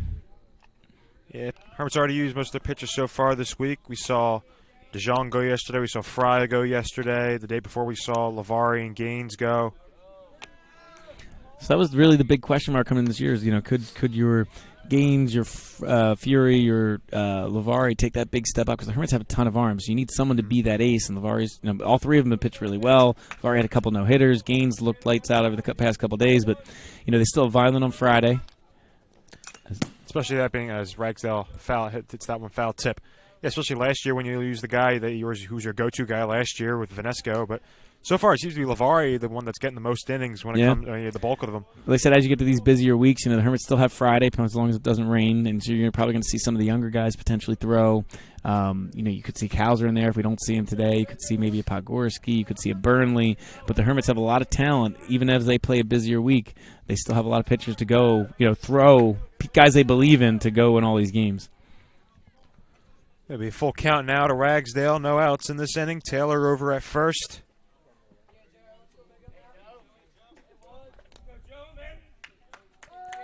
Colorado only giving up one hit so far today, but 3 errors and some walks have been costly. Swing and a miss there. Nice pitch. Ragsdale goes down swinging. That doesn't happen too often, but we'll see Ryan Weingartner now come up to the plate. 1 out. Yeah, so like I said, his pitch count's up there. I mean, part of it is not his fault. Some of the errors, 3 so far, and then part of it is, he's pitching well. He's only give up 1 hit, but part of it could be you could play some. He's walked guys. He's gotten some strikeouts, but he's had a lot of heavy counts, and then those walks are going to drive your pitch count up. Taylor with a big lead over at first. He goes, gets the jump once again. He goes, and same thing that happened over in the first inning. They get him on the pickoff, but he just goes anyway. That's another steal for Ryan Taylor. Maybe that's just the way for him to steal bases today. Just get picked off anyway, but move on first movement, you'll make it. Leads the team in steals. So obviously he's usually pretty aggressive. He took the extra step there when you saw, him put the ball in the glove. Yeah, if you're going to try and pick him up, he's got to have a quicker move as he goes to third. Taylor goes again, and he's going to get an off-speed pitch. He's going to get down easily once again. They got a good jump. Colorado threw the curveball, so gave him an extra split second. Yeah, I was going to say, if you're trying to pick someone off first, I would even, you got to shorten that move to first because, if you're moving, you got to go. You could step off the mound and run at him, but it looks like Taylor's running on first move. So you get a Taylor, Weingartner, Ragsdale over there who might steal. You got to shorten that move over to first. Have that first baseman come charging in a little bit, cut off the time because Taylor's fast. So he's taking off and he's beating that pickoff throw.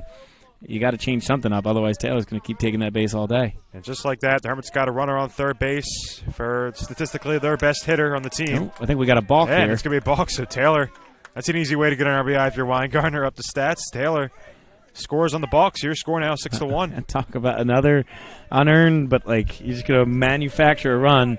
An error, a stolen base. Sac fly.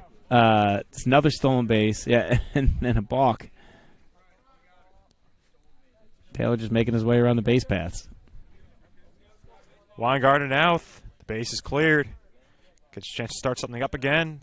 0-1 count to him. Breaking ball outside for ball 1. You talk about a guy that's been one of the lifebloods of this team for the last couple of years. Sitting the 3-hole consistently last year. Same thing this year as, you know, he's got the best average. He's got the most home runs. He's got the most RBIs. Swing and a miss there. He's just really the guy that, you know, if you in the big situations. I mean, any of these guys. I mean, we've seen Near Eye have walk-off hits. We see Taylor have the walk-off. I mean, somewhat of a walk-off a couple of days ago. But yeah, even still, I think he's taken a big leap this year. Like, again, he was one of, maybe argue, the best hitter on the Hermits last year. But sometimes there's this, like, extra, I don't want to say, like, confidence, swagger, just, like, almost intimidation as he's at the plate. As he strikes out there for out number 2. But I know he struck out there, but there's this like confidence at the plate that you kind of see as Hermit shortstops over the years. So when they won the state championship, Josh Hood had that. When he stepped up to the plate, I think everybody watching the game assumed it was going to be a hit. And it took LeVar a couple of years. LeVar's older brother, Kenny, did the same thing when he was a senior, junior. He's kind of, when he stepped to the plate, you assumed it was going to be a hit. And even Weingartner, I think, has really stepped his game up. Even, like I said, a great year last year, but he's been even better this year. And you notice he's really loose up there, very loose with his swing, even compared to last year where he was kind of a little more tense. So he's just he just goes up there and he's just swinging. So it'll be Jake Ruxer now up to bat for the injured Kyle Neareye. Comes in replacing him. Usually pinch runs for Austin Sofran. Had a hit a couple days ago against ECAT last week. Swing and a miss there on the first pitch. Yeah, he kind of, hopefully it's not, you know, Neareye sitting that out for too long, if at all. It might just be a precautionary thing, but, you know, it could be the Hermits down 2 outfielders between Neareye and then Jordan Serrano, who had broke his hand earlier in the year. They're hoping to get him back maybe in time for the playoffs, but, you know, he gets the cast off soon. Yeah, how long does a rehab go? Really talented sophomore. You know, he didn't play too much, but when he did, he was impressive. Yeah, I think his last game might have been the Gloucester Catholic game, maybe one game after that. Ruxer fouls that one off out of play, so it'll be a 1-2 count to him. Tell you what, I wouldn't park there. That ball came close to hitting that black SUV.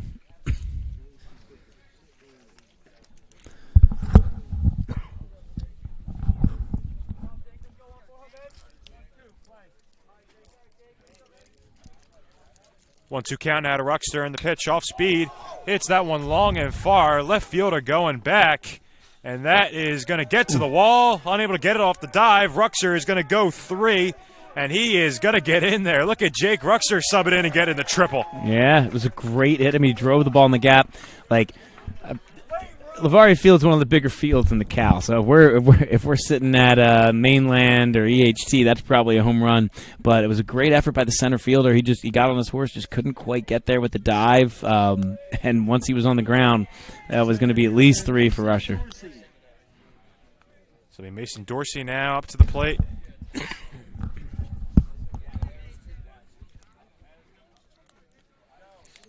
2 outs in this inning. Adorado's pitch count at 95, so we'll see how much longer they want to keep him in there. The limit's 110, so he doesn't have many more batters anyway. Yeah, they'll probably try and get him through this inning. First pitch to Dorsey high for ball 1.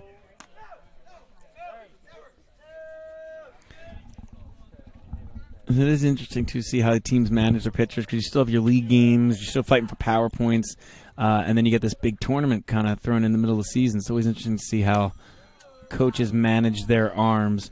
But, I mean, this is one of the best tournaments in high school sports, at least, you know, in New Jersey or in the area. I know the county tournaments up north are great for all their different sports, but, you know, this and the Coach Cup in soccer is like almost a true South Jersey champion you can potentially get. So one of the better tournaments. Everybody tries to win it, but you do have to manage your arms because there's a lot of games you got to win, adding these extra Diamond Classic games in there. And correct me if I'm wrong, but it was a little later in the season last year, so definitely a little earlier now. You can make sure you get the power points out of it. So Hermits already get a bulk of the power points from the last 2 games against CHT. Yeah, so I don't remember if they moved it up last year or they moved it up this year, but it's definitely earlier than it used to be. To the point where even, you said a lot of these games, if the Hermits win, they can get another game in for power points. If they beat, say they beat Paulsboro today. You get a decent amount with them, 6 or 7 wins. Then you face Cherokee, who's got 9 or 10 wins. You just keep giving yourself a more advantage, or bigger advantage to face good teams with good amount of wins and power points, and you can kind of improve your standings. So we have a pitching change now. That'll be it for Honorado. He goes 4 innings and 2 outs. So he'll be replaced by number 10, Rocco Pellegrini, the junior. So far this year, 4.1 innings pitched, 4 hits, 4 earned runs, 4 walks, and 4 Ks. A lot of 4s there on his stat line. Yeah, like I said, it was an interesting outing. Like 6 runs go in with 3 errors. I don't know how many are earned, but probably not many of them. But the Hermits were able to manufacture some. Like, he did walk guys, so they had 3 errors, but that doesn't account for all the runs. So he walked some guys. Threw a lot of pitches through 4 2/3. But it's like I said, a mixed bag. Some pretty good, some could improve upon. But at the end of the day, I'm sure the Hermits will take a 6-1 lead with a runner on third. Yeah, no any doubt. day of the week. So if you want to hear the schedule now for the Hermits for the rest of this year, this is excluding the Diamond Classic and any playoff games afterwards.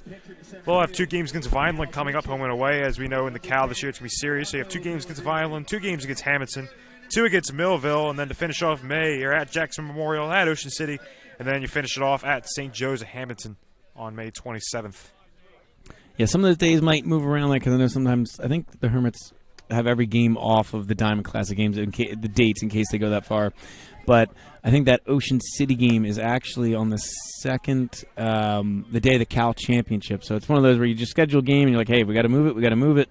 If neither of us make that final, then we'll play that. But like we were saying, the Diamond Classic a little earlier, so they're actually able to have a Cal tournament this year. It's the first year they have it, and that'll be after the Diamond Classic. So it'll be the top 5, similar to soccer, which had one introduced last year. But it'll be the 3 division winners plus, or at least leaders at whatever their cutoff date is, plus 1 wild card team. So Dorsey walks there. We'll have runners on the corners now for Marco Lavari. 2 outs here in the bottom of the 4th. Dorsey with a big lead, and that one's floated over. It looks like Pellegrini just lost the handle on that one, so Dorsey will go over to second easily. Yeah, it's not exactly a hard backstop here for the Hermits, but it was because the padding and then the chain link fence will knock it down. But the catcher just basically knew, hey, this is over my head. So he was able to get a good jump on it. It's not like he went down the block and it kicked away, so that kind of prevented Rusher from really taking home. Saw things get a little strange for EHT yesterday, though. 2 times the ball rolled into the dugouts. You see, these areas, open areas in the fences, and the Hermits got some runs off of that as well. Yeah, they got lucky on the one. It just trickled in. It wasn't going fast and rolled in. It just barely went through before the catcher could get there, but benefited the Hermits. 2-0 count now to Lavari. Third pitch there, low and outside. Ball 3 to him. Runners on second and third. Dorsey on second. Taylor over at third. Hermits trying to extend their lead here in the first round of the Diamond Classic. They'll play Cherokee in their next game as Lavari walks to load the bases for Cole Fry.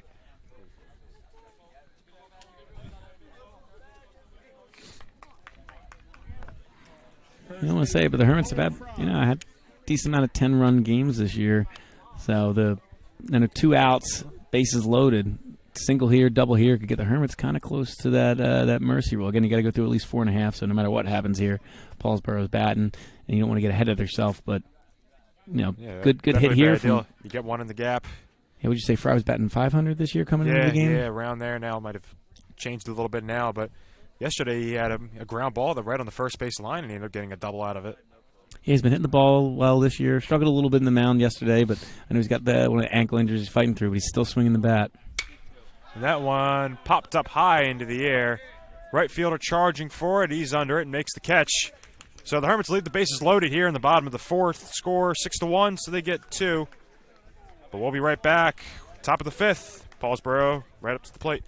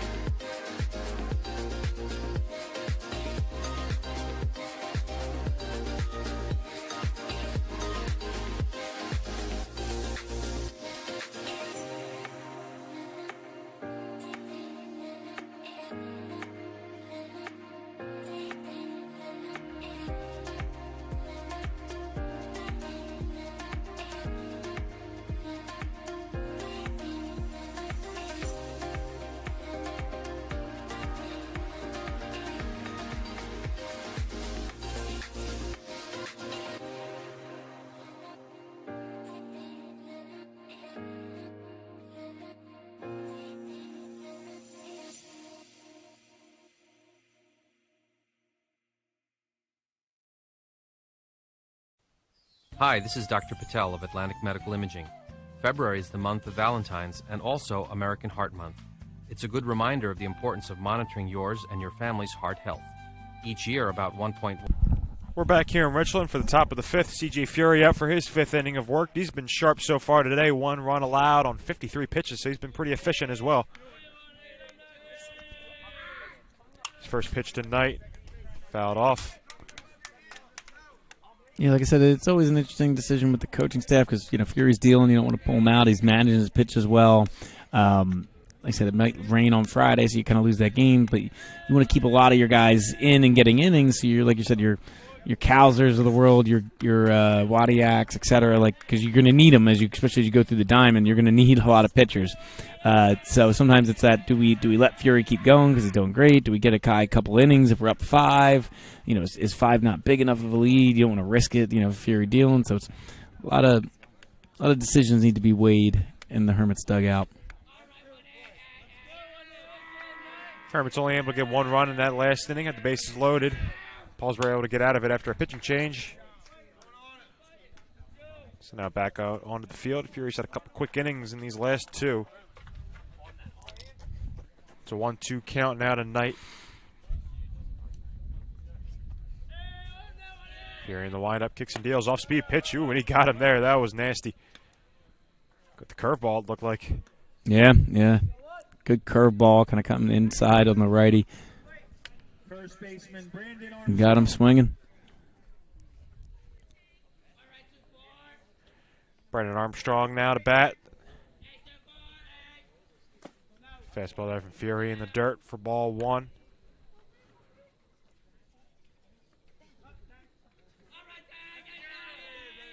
No errors so far from this Hermits defense. That's definitely been something we've seen periodically. I'm talking especially that Kingsway game, saw a couple errors. They've been fairly consistent, but every now and then they'll have a spurt where, a couple mistakes can be made. And we've seen from Paulsboro as that one's lightly grounded over to Oliver at third. He makes a nice play on it. Ooh, and bounces that one. I don't know if you jinxed him, Jimmy. Yeah, never mind. But yeah, I mean that's the one thing that the Hermits can make sure you got to clean up before the postseason because you face these tough teams. Your Red Bank, CBAs, Paul VI, Bishop. Actually, Bishop Eustace might be in B this year, but a lot of these tough teams, an error here or there can really cost you. When the Hermits' offensive pitches have really kind of hidden some of the errors in their games. Like you said, the 4 errors against Kingsway, couple 2 or 3 against EHT in the first game, but. That one a light ground ball once again. Taylor gets one. Oh, there you go, another error. Yeah, I'm just going to shut my mouth now talking about that. We're not going to talk about that anymore and move on to another topic. As two straight errors for the Hermits. 2 runners on base and 1 out here in the top of the 5th. Paulsboro's will do the reverse things. Paulsboro's been putting the ball in play. It's been really good for him the last couple batters. There we go. Yeah, we'll jinx them for a minute. Marcucci now up to the plate. 2 runners on base, 1 in scoring position for Fury. Shows bunt, pulls it back. 1 ball. See if she's trying to move those runners over. He's the leadoff hitter, so I'm assuming he's got some speed as well. Yeah, you wonder if that's part of it. Like he's not a true sack bunt. He's trying to get himself on too. Yeah, because he didn't do it. Show it there. Probably wanted to catch him by surprise because maybe he thought he could beat it out. But I was like, a sack there to move 2 guys in scoring position when you're down 5 to now 2 outs. I was like, I don't know if I would do that, but 2-0 to Marcucci. Fury gets a sign, kicks and deals. Good pitch right there on the outside corner for strike 1.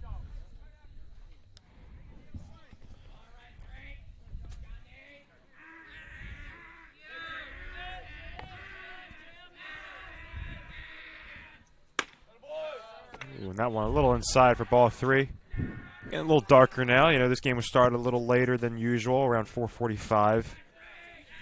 If you're both teams hoping this one hurries up a little bit, don't got any lights. Hope to keep daylight for a little longer.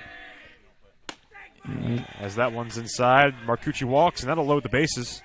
Yeah, you think you should be good with daylight, but some of these innings have been a little long. Like we said, we didn't start till 4:45, so. Yeah, fingers crossed. Coach Nay's going to go out to talk to Fury.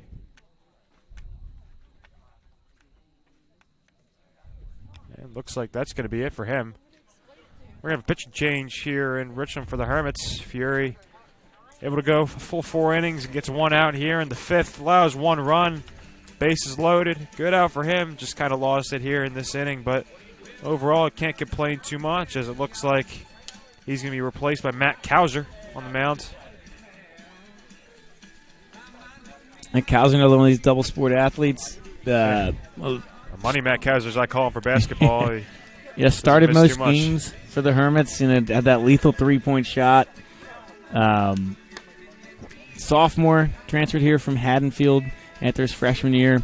Moved a little closer, so this is the first time I've gotten to see him pitch. And I think he got some innings and some road games, maybe against ACIT, Atlantic City, stuff like that. But this is the first time I'm getting to see him pitch. I've heard good things. Heard his location's good. That's one of his strengths. He's able to throw strikes, pound the strike zone, hit his spots. So exciting to see him on the mound today. Hopefully he can work out of this jam without giving up any runs. Yeah, Kauser, the sophomore. 5 innings pitched so far this year. No earned runs, 3 hits allowed, 11 strikeouts. He hasn't had any issues so far, but he's got a tough test here. As you said, Coach, 1 out, bases loaded. Yeah, I think, like I said, I know he's got a lot of talent, so I'm sure he's up to it. But I think his first couple games of getting some innings, it wasn't against the stiffest competition. So we'll see how he does here. If those strikeout numbers hold true against Paulsboro, he could use one right here. Yeah, don't let him put the ball in play. The Hermits, you don't hope that leaving the bases loaded last inning, it comes back to bite you. You want to keep your foot on the gas here. One crack in the back can make this game close again.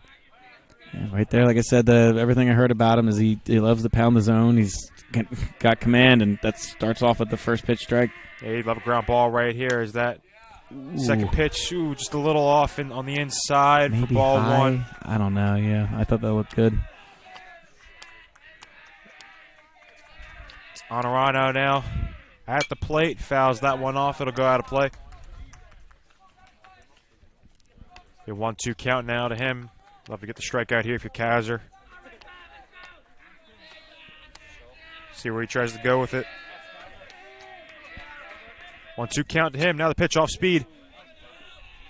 And Honorado just barely to make a little contact with it to stay alive. Yeah, he's doing a good job. Found a couple pitches off, staying alive. Kauser's still ahead in the count. Still got plenty of options. That's what they want to do with this pitch. Tried the curveball there. See what he goes here. Tries the breaking ball again. That one half swing lightly over to third. Paulsboro is going to score 1, but the Hermits get the leading runner over at third, so it'll be 2 outs. But the Red Raiders get 1 on the board, so it'll be your score now 6-2. Yeah, it's going to Weingartner's right. If he tried it, he was never going to get a double play when that slowly hit ball hit to his right. So he took the furthest up lead runner he could get. Probably the safest play. That's probably more sure play than going all the way to first. But got the lead runner, so it was a good play. The Hermits were playing back. They'll give that run up to get the out. And Zubek hits that one hard and long, but it's going to go foul. Big swing there on the first pitch. I said Kauser was pounding the strike zone in the first. Batter gets ahead here in the second. If he can get out of this inning with only giving up the 1 run, coming to the bases loaded, 1 out, I think they'll all take that. Hermits will take that 4-run lead going into the bottom of the 5th. Oh, yeah, no doubt. 0-1 now to Zubak. Runners on first and second. And he rips that one into center field. Dorsey makes the slide, but he's unable to get it, and that's going to be some trouble here. 1 run scores, and the other one is going to round home, and he was dead out, but the ball got behind Sofran. So out of all that, Paulsboro gets 2 runs, and another runner gets over to third. A couple of series of mistakes there from the Hermits, and there you go. More errors in this inning, and that's been the killer. Yeah, Dorsey tried to go for the slide, tried to get another highlight play like he did yesterday. Didn't work out, got behind him. So 1 runner scored easily, and then the other one looked dead out, but the throw was a little short, bounced over Sofran, and we have a 2-run ball game now. Yeah, I mean, like you said, Dorsey, I think he was going in hard, and then he realized the last second he might not be able to get there, so he kind of slid in feet first, maybe tried to knock the ball down, but hit off him somewhere, so it didn't skip back to the fence, but it popped up, couldn't find it. Good block there by Sofran. And then you're right. I mean, took that hop. I think at the end of the day, you still probably got to catch that and get the tag down behind the plate. But either way, goes behind Sofran. Another run for Paulsboro. But getting that runner at the plate would have been huge because then you're out of the inning. It's only 6-3. Now they got, runner on third. Might be able to cut this to a 1-run game. 2-1 count now to Hinkle. He pops that one up into the air. It looks like it's going to go foul. Someone's going to try to get over there and get it.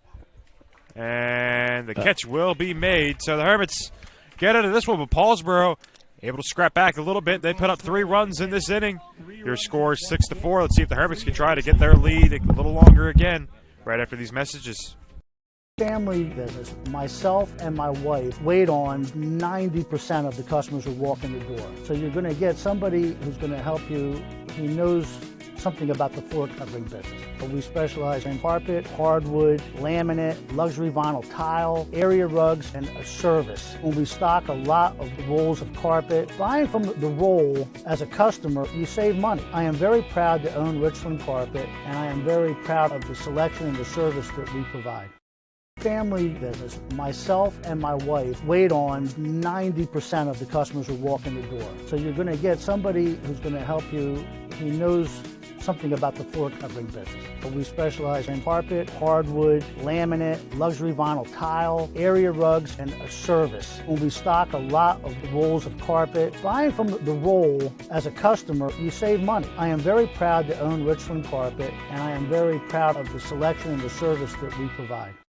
Family business. Myself and my wife wait on 90% of the customers who walk in the door. So you're going to get somebody who's going to help you.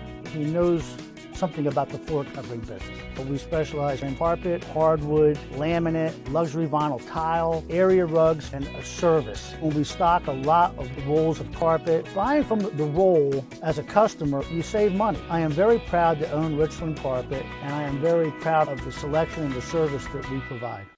Family business. Myself and my wife wait on 90% of the customers who walk in the door. So you're going to get somebody who's going to help you.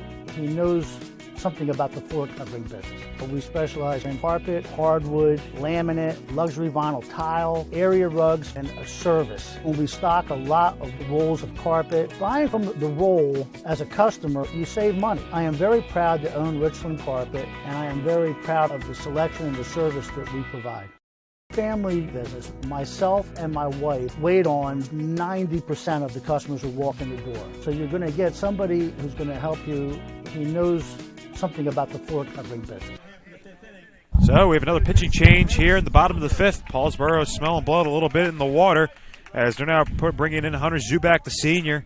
11 innings pitched so far this year, 13 hits, 8 earned runs, 13 strikeouts, and 3 walks. Yeah, you wonder how much those 3, like that kind of whiplash of Hermits, though. See if they can't do some damage, get back some of those 3 runs they just gave up. Exactly. Now, especially when you see Paulsboro getting hyped up, a little more energy now from them. Now at 16, they're in this thing trying to pull off the upset. Yeah, you heard Coach Ney kind of trying to fire the guys up in between innings, telling them to wake up. Like, they kind of put on cruise control when they were up 6-1 with the runners on. They were just like, we got this. And Paulsboro showing some fight, getting right back in this. I mean, you coming off a couple games where you've had some good wins, even yesterday against a good EHT team. You took the lead, and they weren't able to fight back. But there you go, Ryan Taylor, the number 1 hitter, gets a light little tapper into the outfield, and Dave Capuccio showing off the wheels, getting it all the way over to third on it. Yeah, like a seeing eye single, wasn't hit that hard, so the shortstop wasn't going to get there, and the left fielder had to charge in a lot. And like I said, that speed from Capuccio. I mean, it was speed, it was great base running, and kind of like instincts where they saw off the hit it was going to get through, and he was going full steam towards third. So it's not too often you see the guy go from first to third on a single to left field, but great base running there by Capuccio. Junior trying to show off that he can do a little that pinch running as well. We usually see Ruxer do it, but he's now in the game for Near Eye. So Taylor with the big lead over at first, and he's going to go, and he will get in standing. Yeah, the Capuccio held there on third when they did throw down after the bobble. Taylor, on the wild pitch, kind of, I guess you call it there. They said realized how far away from the catcher it kicked and took second. Capuccio smartly did not try and start running on the throw. There's 1 out. All Ragsdale has to do is put it in play. You might be able to get that run in anyway, even if it's a productive out. 1-0 count to Ragsdale. And that one is high. Hit opposite field. Shallow left. It's shallow. A couple guys trying to get to it. Left fielder makes the catch, and it's going to be a little too shallow for Capuccio to tag up. Yeah, you might not be able to see it from our camera angle, but it was, I mean, like, the left fielder caught it, but the shortstop was right there, so it shows you how deep it was. Capuccio did those, fake couple steps to, simulate that he was going, maybe draw a throw, but wasn't really deep enough to risk sending him there. Especially when you got Ryan Weingartner coming up to the plate. 2 runners in scoring position here. Still a chance for the Hermits to put up some runs. You've seen Ragsdale use the opposite field a couple times today. It's the second time he's flying out into left field. First pitch to Weingartner, a little inside for ball 1. Struck out his last time. Yeah, he's due for a hit. He's had a nice couple days, I'd say. 3 home runs in the last 2 games. Yeah, I just mean today. With how hot he is, it's probably surprising for him to go a game hitless. But be a big spot here if he can drive a couple runs in. Definitely make the team feel a lot more comfortable here in the bottom of the 5th. Especially I didn't see anybody up in the pen for the Hermits. Might have missed it, but it looks like Cowser will be back out. Cowser did a decent job, but, with the bases loaded. But, yeah, you're right. Intentionally walk Weingartner for Ruxer. That's got to give you a little drive. He tripled his last time coming in, Yeah. I don't think they would have done this if Neareye was hitting. So yeah, probably not. For him. I guess I get it. Like, Weingartner was ahead in the count 2-0, so, you figure he's looking for something to drive, and they just, as opposed to even fighting it, just put him on, get the guy who just, came into the game at the plate with 2 outs. And I tell you right now that if Ruxer's able to get on base in any way, that dugout's about to go nuts. Well, here's the risk, is now the Hermits are into it. He's walked, at least one batter, and you don't have anywhere to put him now. So you start behind the count. Rusher can kind of sit on a pitch to drive, knowing he's got to come into the plate. He swings on that one. Chopper over to shortstop, takes a big bounce. Good job by the shortstop to get a handle of it. And Paulsboro, ended up being a good call by their coach. They get out of that jam. The score's still 6-4. They have a chance to make things even more interesting in the top of the 6th. Stay tuned. We got a good one here, folks.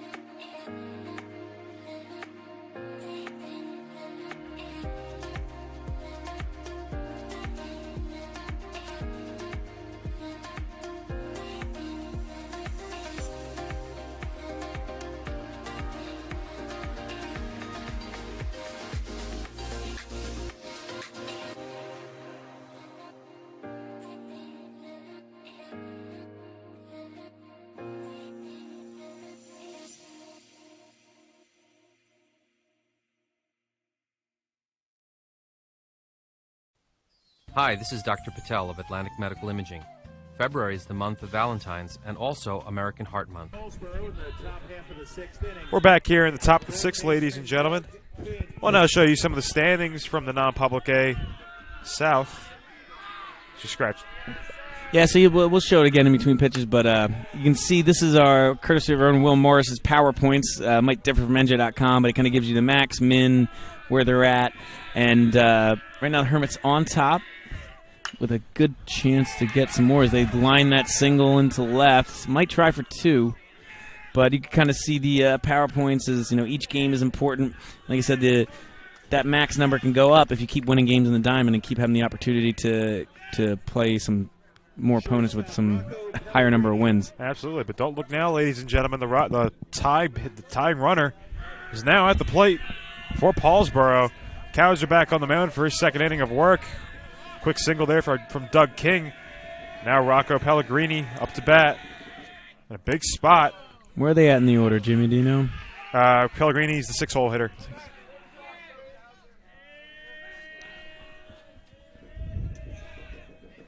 So a little pressure now on the sophomore pitcher. 1-0 count. Ground ball over to Oliver, and that's going to get into left field as well. Runners on 1st and 2nd. So what's going to be interesting is Now you got some decisions to make if you're Coach Byline. What are you going to do with your pitchers? So I don't see anybody in the pen. If Cowser gives up another one, like without them tying the game, because I don't know if you do it in a tie game. Do you bring in Weingartner for potential 6-5 out? Yeah. Hopefully Cowser can get a couple outs before that, but potentially over 1 inning save. Bunt there shown by Knight. It goes foul. Yeah. But I don't see Gaines warming up or anybody else that on the bench right now. So I think Weingartner would be the option. I think Gaines threw too many pitches on the first EHT game, so I don't think he's available. I could be wrong, but he pitched probably 3 innings in that game, and so maybe he is, but who knows? Is his arm available? Is he allowed to? Ground ball there. Hermit's going to try to turn 2. Weingartner bobbles it. He's going to get 1, but they're going to hold it there. So they get 1 out of that one, but one runner gets over to third. So it'll be runners on the corners now. Yeah, you really need to turn 2 there. It was close enough to the Weingartner bag. Bobbled it. I know you can sometimes high school if it's hitting a little farther away, it's a little slower. It's not your college or MLB, but there's close enough to the bag. You got to turn 2 to get 2 outs, and then there you go. We see Andrew Gaines going over there to the bullpen now, going to warm up. Okay, so I guess he did have enough, enough days rest. Do you think he's just in case things go even bad? It goes south in this inning, and they go Weingartner next, or do you think he's gonna be the closer in the next inning? That's a good question. I think because he's only a couple days removed from that EHT game, I think that's in case things go haywire here. Popped up there, it's gonna go out of play. Say they make it 6-5, 6-6 or something like that, 6-5 with a couple guys on. I could see them bringing in Gaines at that point. Although the question is, how quickly can he get ready? Because he just got down there. I think if you see this lead at 6-4, 6-5, when they get to the 7th, they'll bring in Weingartner. Weingartner was usually the closer last year, as that one's in for a strike to Brandon Armstrong, the 8-hole hitter. 1-2 count with 1 out to him. Yeah, usually the closer this year too, but they've been lucky that their offense has scored so many runs. They really needed a closer that much. No save situations that often. He's only pitched, I'm going to check my stats now, he's only pitched 2 innings so far this year. That's called strike 3 on Armstrong. He goes down looking. Great pitch there by Cowser. Gets the outside corner. Strike 3. Now, a ball in play doesn't hurt you as much. Before, if he puts the ball in play, you could get that sac fly or whatever it is. But it looks like the Paulsboro coach, I thought he was going to argue the call for a second. I think they're trying to bring in a runner for the catcher over at first.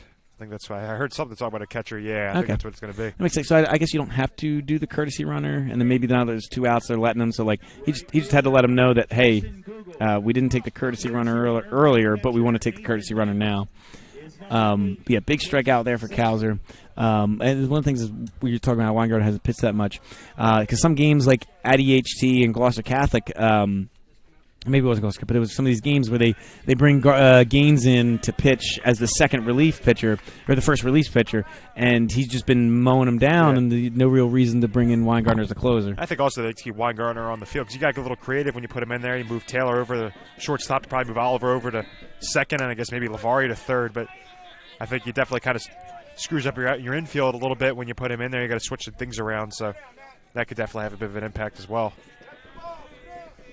That's what they did. Last year when they brought Weingartner in, if I remember, I haven't seen him go yet this year. Usually it was Taylor goes to short and Oliver goes to second. Yep, that was normally it. But so now Oliver has been the starting third baseman, decent amount of games this year, and he's been all day today. I wonder if they leave him there and maybe bring in another guy off the bench to play second, or maybe they put Oliver there in the middle infield. Maybe if you trust maybe you trust his defense at the hot corner. If he's been there all game, just let him be, or you bring in Lavari. I don't know. They got some options, but let's get out of this inning first. Jason Google now the 9-hole hitter to bat. That one in the dirt for Cows. A good block by Sofran. A big block right there. Yeah, needed that. Can't give up an easy run by a wild pitch. So good block there by Sofran. It'll be 2-1 count now to Google. 2 outs in this inning. Big chance for Paulsboro to make some noise, as that one's a little outside.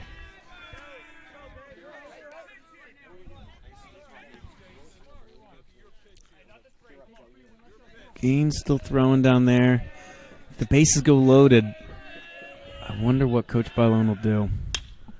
That one, fly ball into the air. Ruxer's under it, and he makes the grab. So Cowser A little scary there, but he gets out of it. No runs allowed. We move on to the bottom of the 6th. Hermits looking to get themselves a couple insurance runs. We'll be right back. Welcome to Clark & Fox, a company dedicated to representing the international and domestic insurance markets. We are a group of individuals who created a world-class law firm and company through passion, purpose, and practice. We pride ourselves on providing consistent and extraordinary legal services to our clients from New Jersey to Pennsylvania to California and many places in between. Our goal is to become the most knowledgeable and respected law firm representing the insurance industry. This singular goal guides and defines all of our decisions. If you wish to join the Clark & Fox team, either as a client or member of our firm, please reach out to us.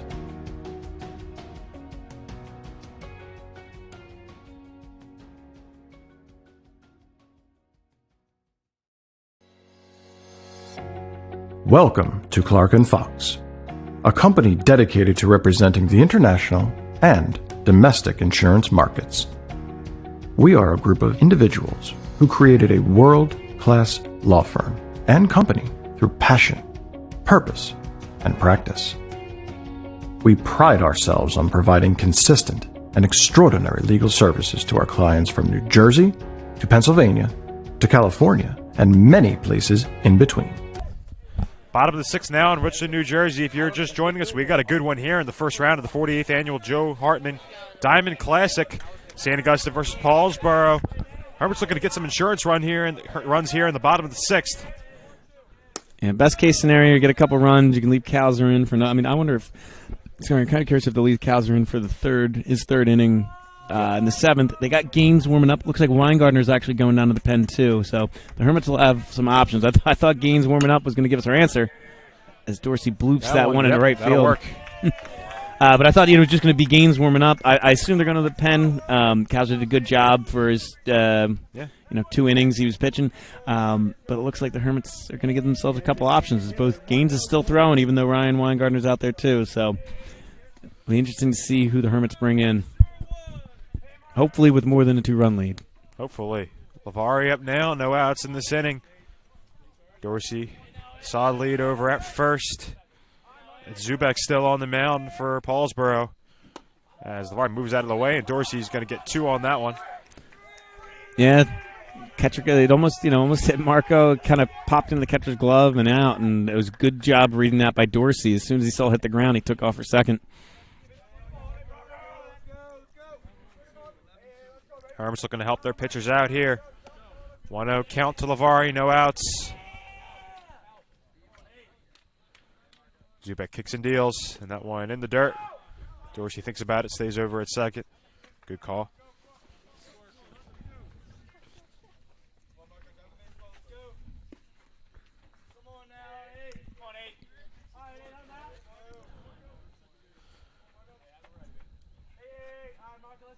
Two-0. And the pit, turns back, lightly throws it over, just keeping Dorsey a little closer over there. He's taking a pretty big lead. Yeah, keeping him honest. Like I said, I mean, I know you're going to want as many runs as you can get, but even if manufacturing the 1 run is going to be huge here, so, I mean, if you're Lavari, you got to put the ball in play. That one a little low for ball 3.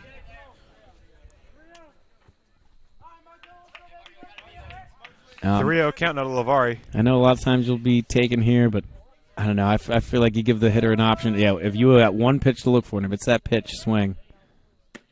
And he'll let that one go down the middle, so assuming you're probably taken there. Yeah. Maybe it was a little high, a little inside. I mean, it was a strike, but in terms of where it was on the plate. So maybe he was just taken all the way. Maybe that wasn't his pitch. But I'm a big fan of, especially your better hitters, just saying, if you see your pitch like Taylor did the other night on his grand slam, go for it. But Lavari will let that one go out, so he'll walk. No outs for Cole, for 2 runners on base for Cole Fry. Yeah, that works. I mean, I agree with the aggressiveness here. You're not trying to work any pitch counts at this point in the game, so you see a pitch you like, take a hack at it. So Paulsboro setting their defense. First baseman comes in. kind of the edge of the grass. Maybe they're playing just in case. I mean, no outs. Maybe the bunt's in play for Fry, get second and third with one out, but he's not really holding Marco on. Not that he really needs to, as he's not the lead runner, but I was kind of hoping he'd play a little more towards the line, give Fry. Yeah, Fry shows bunt. Oh, and it's a good one, too. That's a great bunt there by Cole Fry. He's going to advance both runners. He's going to be thrown out. But that's exactly how you do it right there. Textbook play by Cole Fry. Gets it down. Did exactly what Coach Bylone wanted. I mean, it's perfect execution by Cole Fry. Put the bunt squarely on that little, the first part of the grass. The only option they had was to go to first, and now they got two batters to knock in, hopefully 2 runs. Yeah, I was just saying, Fry is a bigger guy, probably doesn't bunt too often, and they're going to move everyone in a little bit for Oliver as well. Oliver struggled to start off this year, but he's had a good week so far. Had 2 hits yesterday, had the big hit into the gap today, so he's a guy that's really gaining some confidence as the year goes on. He was more of a platoon guy last year, and this year, as you said, he's got the full starting job over at third. Yeah, it was an interesting dynamic because, like I said, he's not been throwing a ton of strikes. I mean, he's throwing it up, but he's been walking some guys this inning, so Oliver was going to want to run that pitch kind of up, maybe see if he can't get on first anyway. But just main idea is put the ball in play. Foul tip there.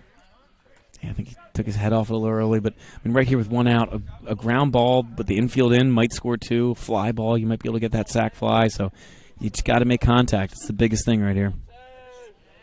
1-1 count for Oliver, 1 out. Bottom of the 6th. Zubak with the pitch. That's outside for the ball. Good block by Knight behind the plate. Dorsey's got some speed over at third, so anything to the backstop. Definitely a chance he could go.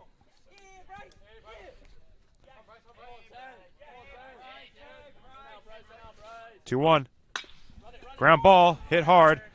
Dorsey tries to go home, and they're going to get him out there. That was a quick play. Great call by the third baseman to go right home. As you saw Dorsey going on contact. Yeah, I mean, and I don't disagree with it because you still got the runner at third. I mean, try and make a play. So he went on contact. It was a good play by the third baseman. Good tag by the catcher. You go super slow-mo replay with in the MLB. Who knows? Maybe he slid around or under the tag, but the ball beat him by enough. You're never going to get that call. So Dorsey out at home. Now 2 away, so Sofran with an opportunity to come up with a pretty clutch hit here. Runners on the corners for Sofran, 2 outs. Oliver over at first. Lavari at third. Swing and miss from the first pitch.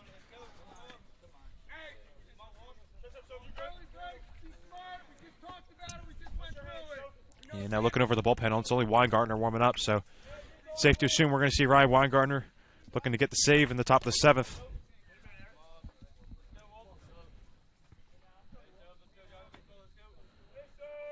On 1 count to Sofran. That one is in for a strike. Late steal by Oliver, and he'll get there with that. Yeah, a little delayed steal. I think he kind of realized that people weren't going to be paying attention to him as much. The catcher was really trying to frame that call for the strike, which he got. 2 outs. You're not really focusing on that second runner. They'll give it to him. It was why I don't mind the Dorsey going home, because you're in the exact same situation you would have been if you threw the guy out at first.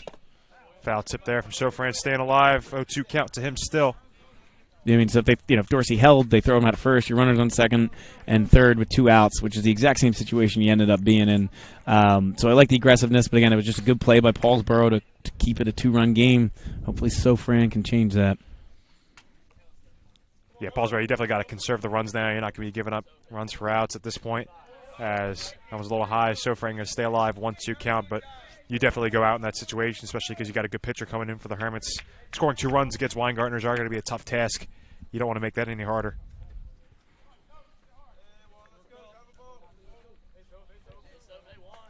One-two count to Sofran. 2 runners in scoring position. That one is high into the air. It's foul. It should be caught if it stays in bounds. In play. Yep, it is caught. So the Hermits got a couple more guys on base, unable to get him in. That's been a story today that they've struggled with. We move on to the top of the 7th. Paulsboro's got one more chance to tie this up or take the lead. We'll see if Ryan Weingartner has to say about that. Stay tuned. We got a good one here. We'll see how it ends, folks. Family business. Myself and my wife wait on 90% of the customers who walk in the door. So you're going to get somebody who's going to help you. He knows something about the floor covering business. We specialize in carpet, hardwood, laminate, luxury vinyl tile, area rugs, and a service. When we stock a lot of rolls of carpet, buying from the roll as a customer, you save money. I am very proud to own Richland Carpet, and I am very proud of the selection and the service that we provide.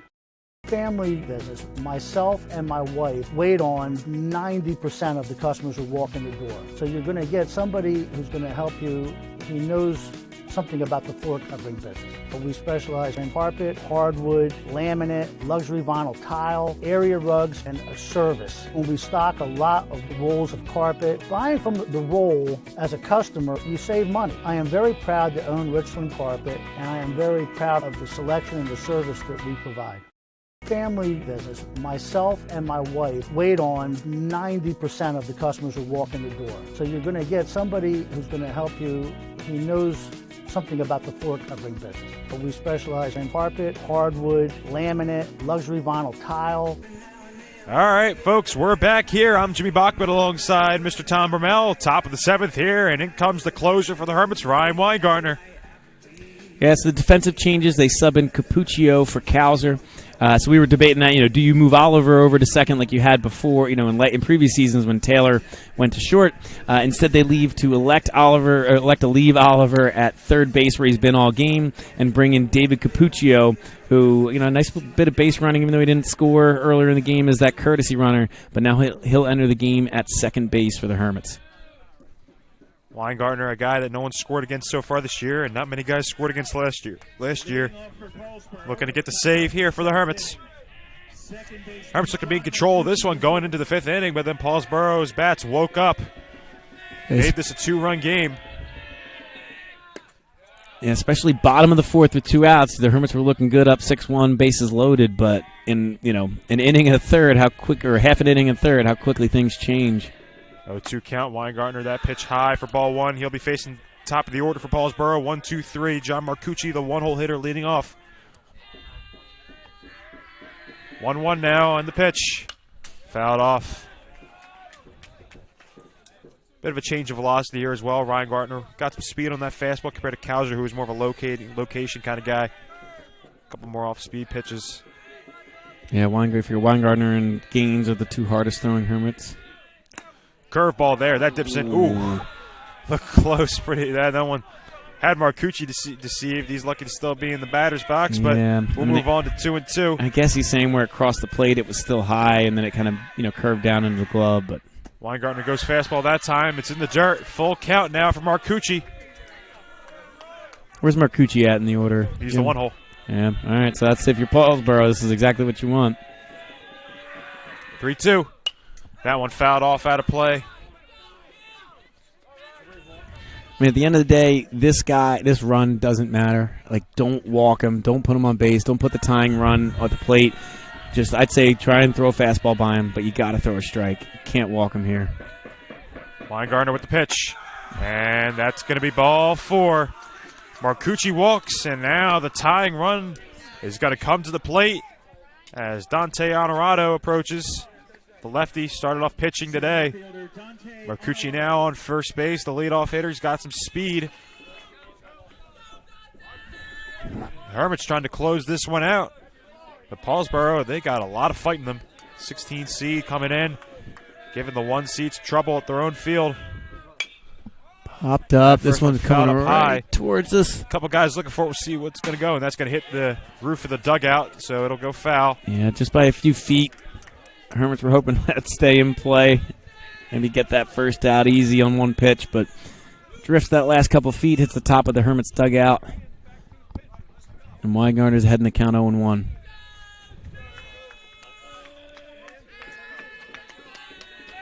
Marcucci with a solid lead over at first. And the pitch off speed, and that got him in the foot. So now things get even more interesting as the runner that could take the lead comes to the plate, and Hunter Zubek, average-wise, the best hitter on this Paulsboro team. Weingartner tried to get that curveball in there, but it just broke not where he wanted it to go and hit Honorado's foot.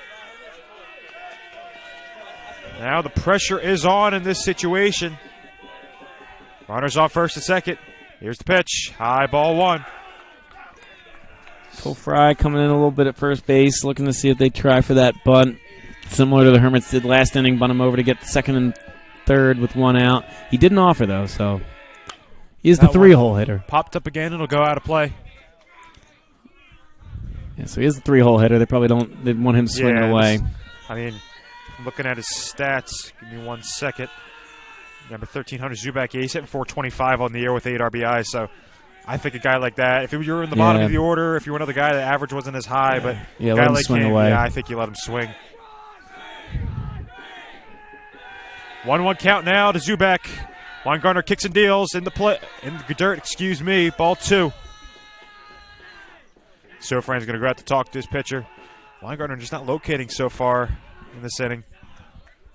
As you see Gaines now back up, warming up in the bullpen. Yes, you wonder how long the leash is for Weingartner. I mean, normally he's your guy, he's your closer, but in this spot, if he's not locating and Gaines has been pitching well the last week or so. 2-1. Zubak grounds that one over to Taylor at short. He bobbles it, and the bases are loaded. No, I think they called him out at second. Did they? Yeah. No, I think he's safe. Yeah, he's staying over there. Yeah, he's safe. Oh, no, he is out. Yeah, I saw the signal. It looked like he stayed over there for a second. It looked like he almost got in there. I don't think he agreed with the call.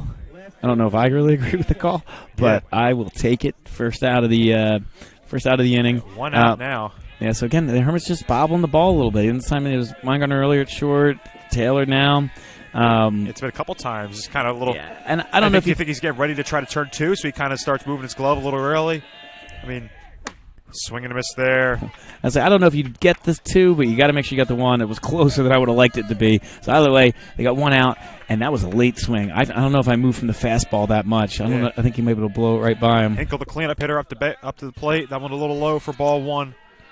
Weingartner wanted that one. Seemed a little frustrated on the mound after that pitch. Yeah, so again, at the end of the day, this guy on third does not matter. It's the runner on first we're worried about.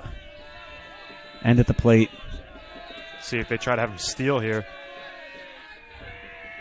1-1 and the pitch. That one, fly ball, deep into the air. Dorsey's under it, and he makes the catch. Runner tags up, and he'll score. But 2 outs now in the inning. So Hinkle gets the sac fly.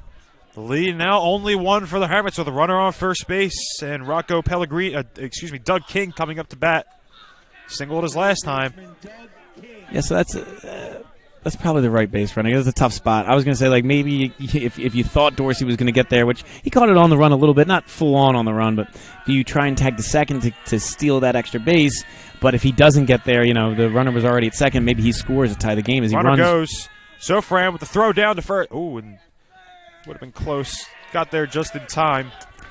Yeah, Sofran a little slow in the exchange, almost like he didn't see him running. The pitch was a little wide, so it was kind of not like he just catching it normal and firing. He almost had to move out of his stance to catch the ball to prevent a wild pitch. So I don't know if he really realized he was running at first. So it was a little slow to pull the trigger. 1-0 count. Low ball 2. 2-0 count now to King. Hinkle over at second. Zubak, at second. Anything in the outfield, good chance he's going to score. So the Hermits need to be careful here. 2-0 count. That one, fly ball into the air. Dorsey's under it, and he makes the grab. And the Hermits get out of this one. Your final score is 6-5. It wasn't pretty. It wasn't exactly the way we expected it to go at first. But they are going to move on in the Diamond Classic. Yeah, I mean, like I said, I know they're the 16 seed, and they're only 500 about coming in, but Paulsboro is a good team, a division leader. Everybody's a good team in the Diamond Classic. Any win in the Diamond Classic is good. But, when you're sitting there in the bottom of the 4th, bases loaded up 6-1, you're not exactly expecting to only squeak out of this with a 1-run game. So. But, the Hermits have had a couple big games that weren't close. They had the blowout yesterday against DHT. Sometimes games like this are good for you. Give a little wake-up call that teams like this can still put up a fight. You may have coming into this one, hey, playing the 16 seed, we're going to get an easy win here. That's not what happened today. Give a lot of credit to this Paulsboro team. They fought hard. And like I said, these are probably potentially the 16 best teams in South Jersey. So, and it's baseball, so you never know what's going to happen. So every team here is good. Every win is good. The Hermits move on to the next round. Yeah, now if we take a peek real quick at the bracket at this moment, that's where it is right now. Hermits advance on to the second round. They will play Cherokee on either the 9th or the 10th.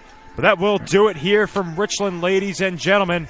I'm Jimmy Bachman. I was glad to be alongside Dom D'Ottavio and now Coach Tom Bermel today. Our next stream will be tomorrow for lacrosse. It's senior night as they take on Shawnee.